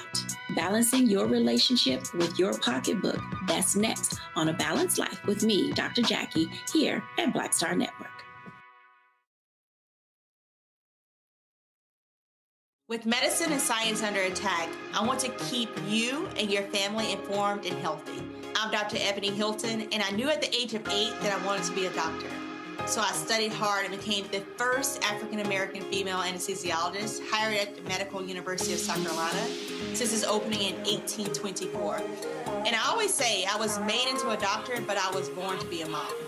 And as a new mom, wife, sister, daughter, and friend, I understand how frightening a medical crisis can be. I care for individuals on some of the worst days of their lives, and it's my mission to provide you with a safe space to gain clarity on issues affecting your mind, body, and soul. I recognize that there are health disparities, particularly as it pertains to race, and I want to help bridge the gap between you and your healthcare providers. Join me every Thursday for Second Opinion on the Black Star Network, where each week I'll invite experts from various medical fields to share the latest health news. We'll discuss topics such as the vaccine debate, mental and sexual health, medical bias, infertility, menopause, andropause, nutrition, and aging. Together with my medical colleagues, we aim to provide you with a second opinion. Don't miss it, Thursdays only on the Black Star Network. I'm Mark Morial, President and CEO of the National Urban League, and I'm watching the Black Star Network.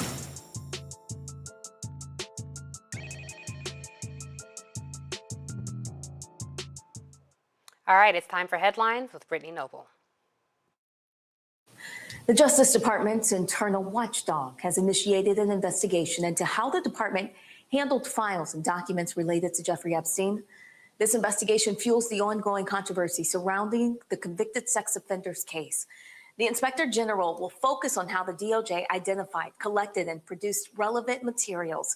The investigation will also examine the processes for redacting and withholding information, as well as how the Justice Department addressed concerns that arose after the release of Epstein's documents. Congress mandated the release of extensive files gathered during investigations related to Epstein through legislation passed late last year. Some members of Congress have criticized the Justice Department for excessive redactions and for monitoring their searches while reviewing the unredacted materials. A white veteran police officer from Chapel Hill, North Carolina, was arrested in Florida on Wednesday night for allegedly planning a mass shooting in New Orleans. The Louisiana Department of Public Safety said that Christopher Gilliam intended to travel to the New Orleans area Jazz and Heritage Festival, all to carry out the shooting, and then planned to commit suicide by cop. A trip to the Florida Sheriff's Office led to his arrest, and deputies recovered a handgun and approximately 200 rounds of ammunition, all from his hotel room. And in Atlanta, an Emory University law student has been banned from campus for sending a series of racist and threatening emails, all directed at minority groups.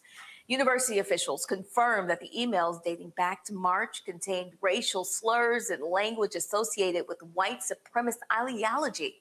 The Emory Black Law Students Association, along with several other student organizations, issued a letter stating that the emails displayed racist, misogynistic, and transphobic ideology and represented an undeniable escalation from dehumanizing and offensive speech to assault.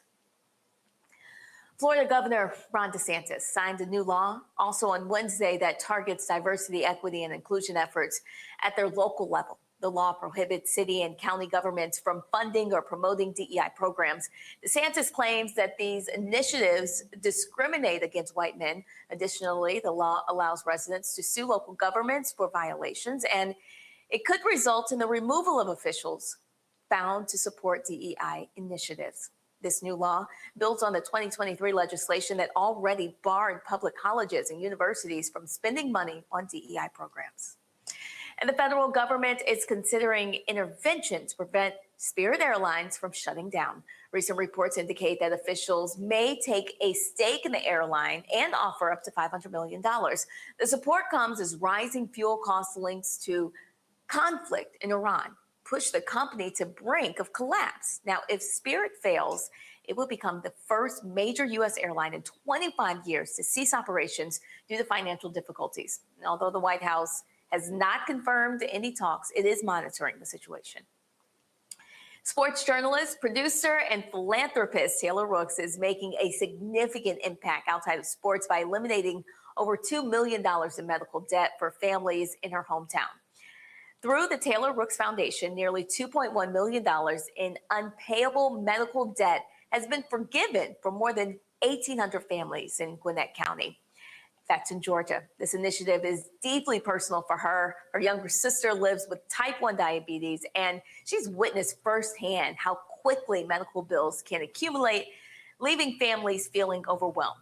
The foundation collaborated with Undo Medical Debt, a national nonprofit that purchases medical debt in bulk at a fraction of the cost and then erases it. On average, just $1 donated can eliminate up to $100 in debt. Tiffany? We love a conscious queen. Good job, Taylor. Be sure to watch The Breakdown with Brittany Noble on the Black Star Network Monday through Friday, every day at 12 p. Eastern Standard Time. We'll be right back after the break.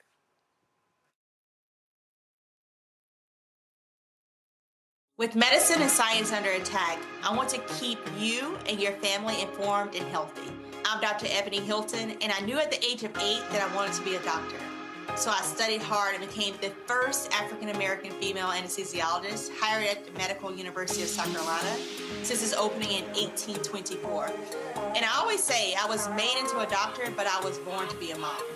And as a new mom, wife, sister, daughter, and friend, I understand how frightening a medical crisis can be. I care for individuals on some of the worst days of their lives, and it's my mission to provide you with a safe space to gain clarity on issues affecting your mind, body, and soul. I recognize that there are health disparities, particularly as it pertains to race, and I want to help bridge the gap between you and your healthcare providers. Join me every Thursday for Second Opinion on the Black Star Network, where each week I'll invite experts from various medical fields to share the latest health news. We'll discuss topics such as the vaccine debate, mental and sexual health, medical bias, infertility, menopause, andropause, nutrition, and aging. Together with my medical colleagues, we aim to provide you with a second opinion. Don't miss it, Thursdays only on the Black Star Network. How you doing? I'm Mark Curry, and you're watching the Black Star Network. That's why I got these glasses on, because that black star is bright.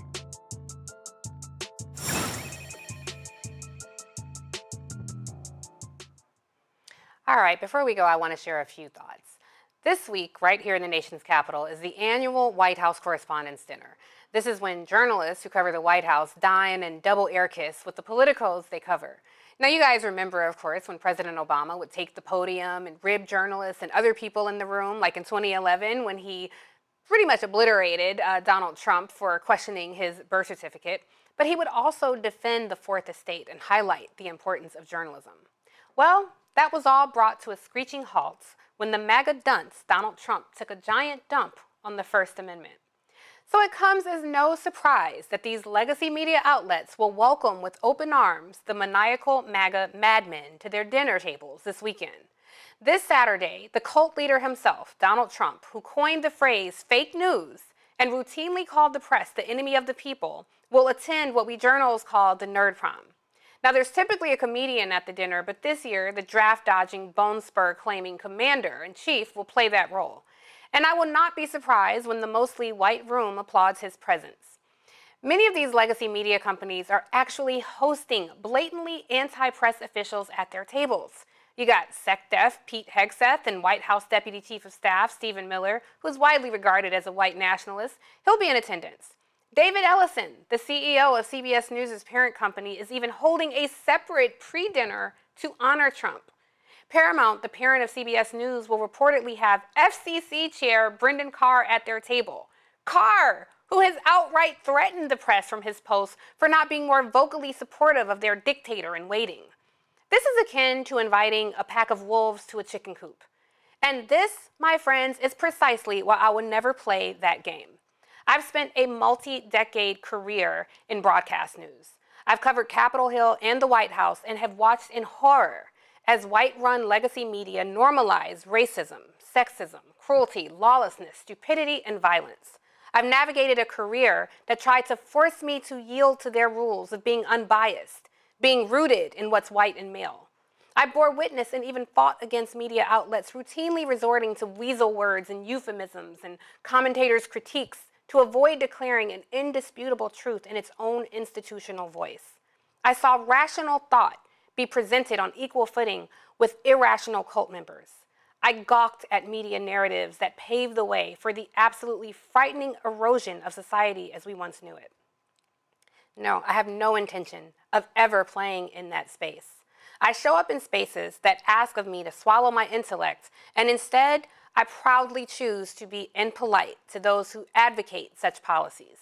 When I hosted my own show, or when I'm a guest on other people's shows, I watch people swallow their own integrity in service to these same corporations that are paving the way for an incompetent failed businessman turned reality TV star turned president to crumble this version of democracy.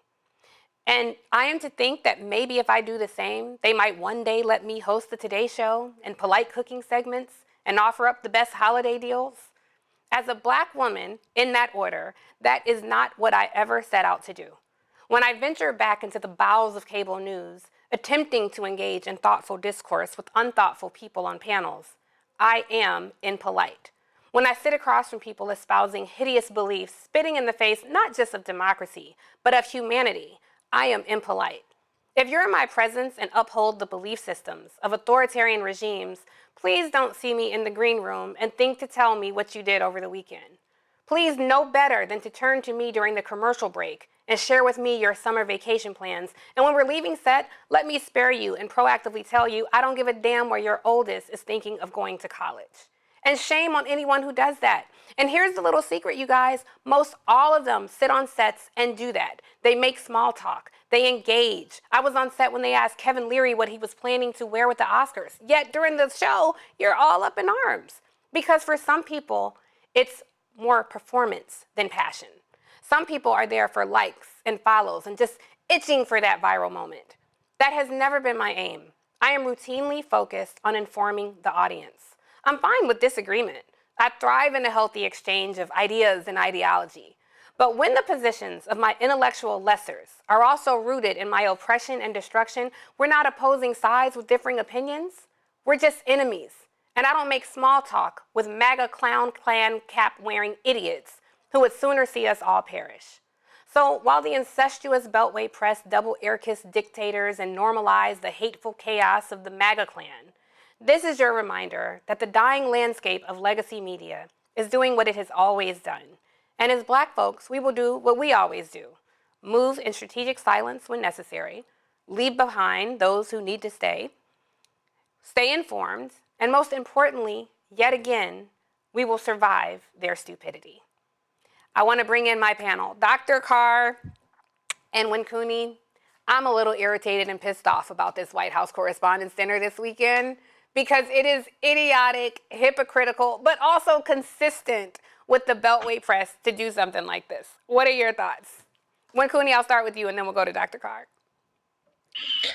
Well, Tiffany, I think you're right to be frustrated, but I decided a long time ago at the beginning of this presidency that I would stop being surprised by white supremacy doing what it does best. I think that we have to be mindful that this Trump presidency, this demagoguery has continued in a way that we can almost expect now. And so I suspect the White House Correspondents' Dinner will be no different from that. Unfortunately, they've continued to make sure that voices that will contest their ideologies won't be in the room. And, you know, that is where America teeters into fascism. And so it's a scary new reality that we live in. But I think, again, this is why it's particularly integral for Black people to continue to create and curate their own spaces like the Black Star Network, because we have to be the torchbearers of our own futures and tell our own stories. And that's why I'm happy to be here this evening. And we are happy to have you here, and I'm so glad that you were able to join me. Dr. Carr, you've heard my frustrations so many times. I've texted you, I've called you, I've sat across from you and wanted to scream. You know, I do shows on CNN. When I had my show on MSNBC, there was so much frustration, like this effort to sanitize, you know, people who were in the Trump administration and treat them like it's normal, and it's infuriating. It's so infuriating to me.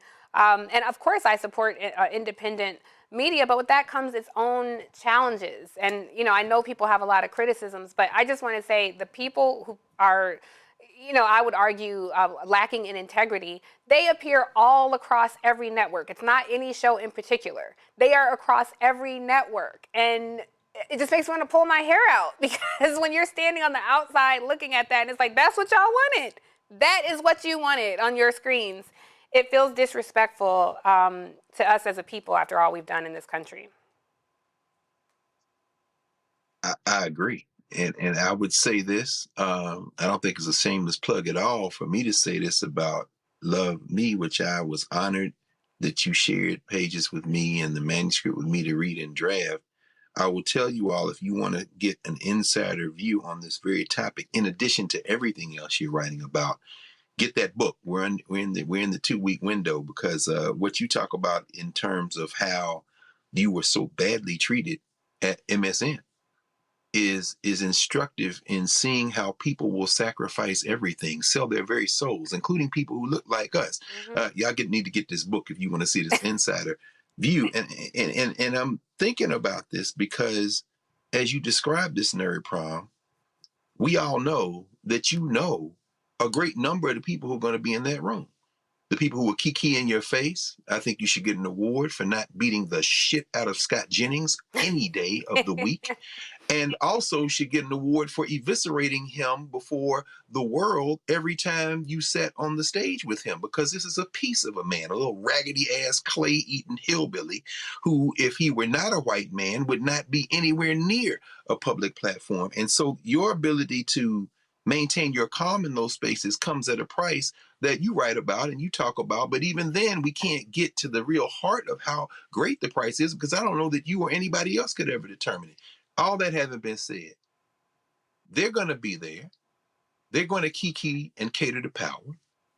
And whether it be Roy Wood Jr. a couple of years ago trying to navigate that straight, and of course being rewarded by the Jon Stewarts and the Comedy Centrals of the world as saying that maybe you're a little too smart for this space. Let's go find somebody else who will be a little bit more powerful.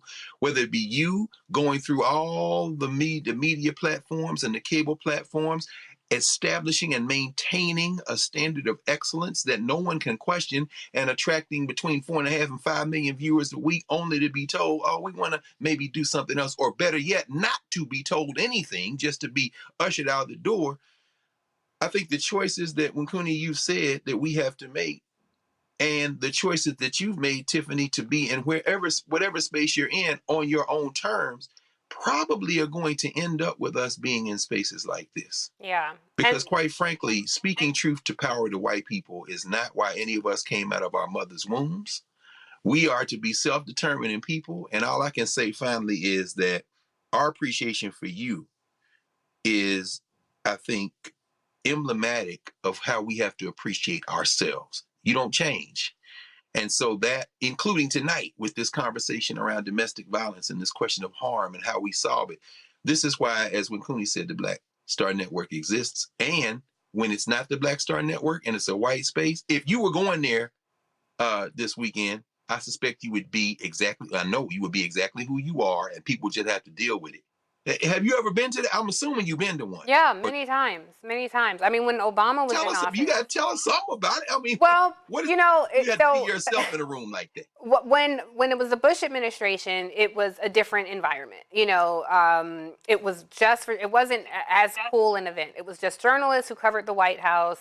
And I remember Cedric the Entertainer was the comedian one year, and he went on this whole thing about Condoleezza Rice. And he was like, you know, there's Condi, and then there's Delisa. And Delisa coming out to her office like, B, I know you stole my stapler. Like, he was on this whole thing. Y'all know Delisa can fight. It was like, you know, some ribbing. And there was always a question of, well, should journalists be socializing with the people we cover? You know, which I always thought was a fair question. When Obama took office, then it became, I mean, the Oscars meet the Grammys, meet the Tony Awards. Everyone wanted to come, and you saw fewer journalists attending and more executives, more heads of networks, and they would fill their tables with, you know, Ben Affleck and, you know, these A-list Hollywood stars. And so the journalists who actually did the work, our invitations started getting smaller and smaller and smaller, but it was still such a beautiful time because Vanity Fair hosted a party and The Root would host a party. And then the year that Trump came into office, it was just very desolate. He didn't attend. As you know, they weren't holding daily briefings back then. He was routinely insulting members of the press. And it just took on a different meaning. So it's quite baffling now to see that he will be in that room with people who he insults on a damn near daily basis. And I can tell you right now, when he comes, people will applaud. They're going to stand for him. They're going to applaud. Some of it is out of the respect for the office that the president doesn't even respect. Some of it's out of routine, but some of it is just a constant denial of what we are witnessing. You know, as Black folks, we ain't in denial about it, but we look at them like, man, you guys just don't get it. They have normalized the chaos until calm seems eerie. And they really feel like, you know, oh, we ignored this whole MAGA movement. You know, MAGA's so unoriginal, they can't even come up with their own challenges. You know, they made themselves victims. You know, they can't even come up. You know, we had Black Lives Matter, then it was All Lives Matter. You know, we had woke, and then they turned it into like a bad thing. It's like, y'all can't even live on any level without us culturally. Like, everything we do, they some biters, you know, and try to warp it into something. So I'm so disgusted by it, Dr. Carr. Greg. I'm so disgusted by it, Greg. This is the only time I'll call you Greg. Yeah, Dr. I'm just honestly, it makes me want to vomit.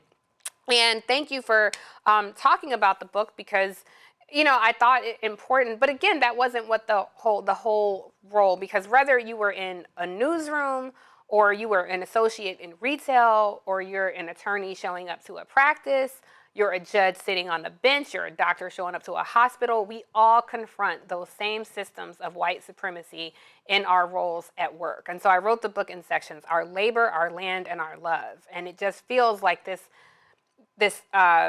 conflation of these three things in the lives of Black women right now are suffocating us. And so I revisit it. You know, I thank you for letting me shameless plug my book. And just to your point, Dr. Carr, I want to thank Roland Martin for creating this space for us to even have this conversation. I will be on book tour starting May 4th in Brooklyn with The View's Sunny Hostin. Sunny, who's fighting the good fight, so shout out to her.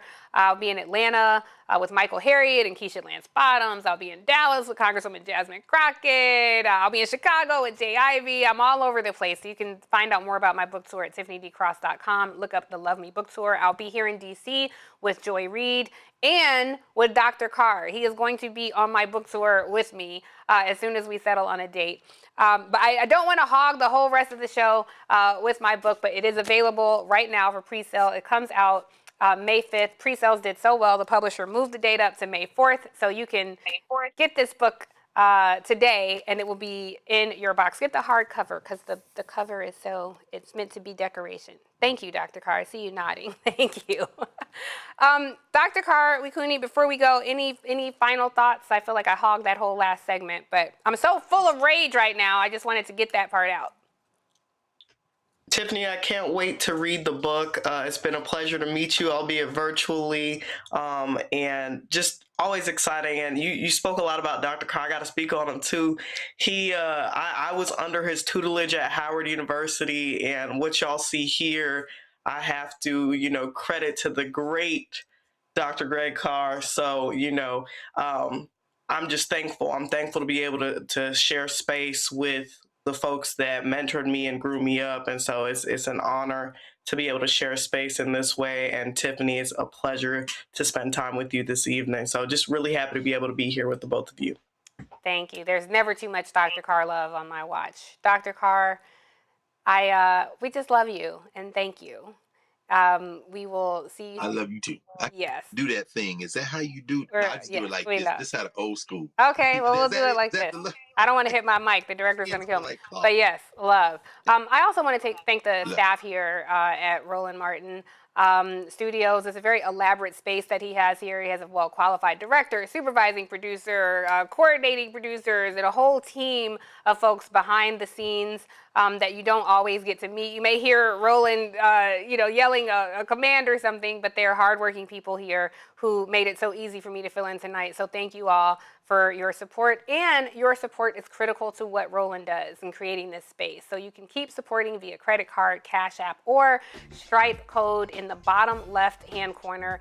PayPal's R Martin Unfiltered, Venmo's RM Unfiltered, Zelle's at RolandSMartin.com, Roland at RolandMartinUnfiltered.com, and if you're old school, you can send checks, money orders payable to Roland Martin Unfiltered, P.O. Box 57196, Washington, D.C. 200370196. Candace Kelly will be back with you all tomorrow. Roland, a happy anniversary to you and your wife, wherever you are. And again, just want to give a sincere, heartfelt thanks to all the folks here who make Roland Martin Studios function and run swimmingly and smoothly like it did tonight. And thank you, of course, to my amazing panel, Dr. Greg Carr and Winkuni Sions. I hope to meet you in person very soon. All right, we'll see you next time.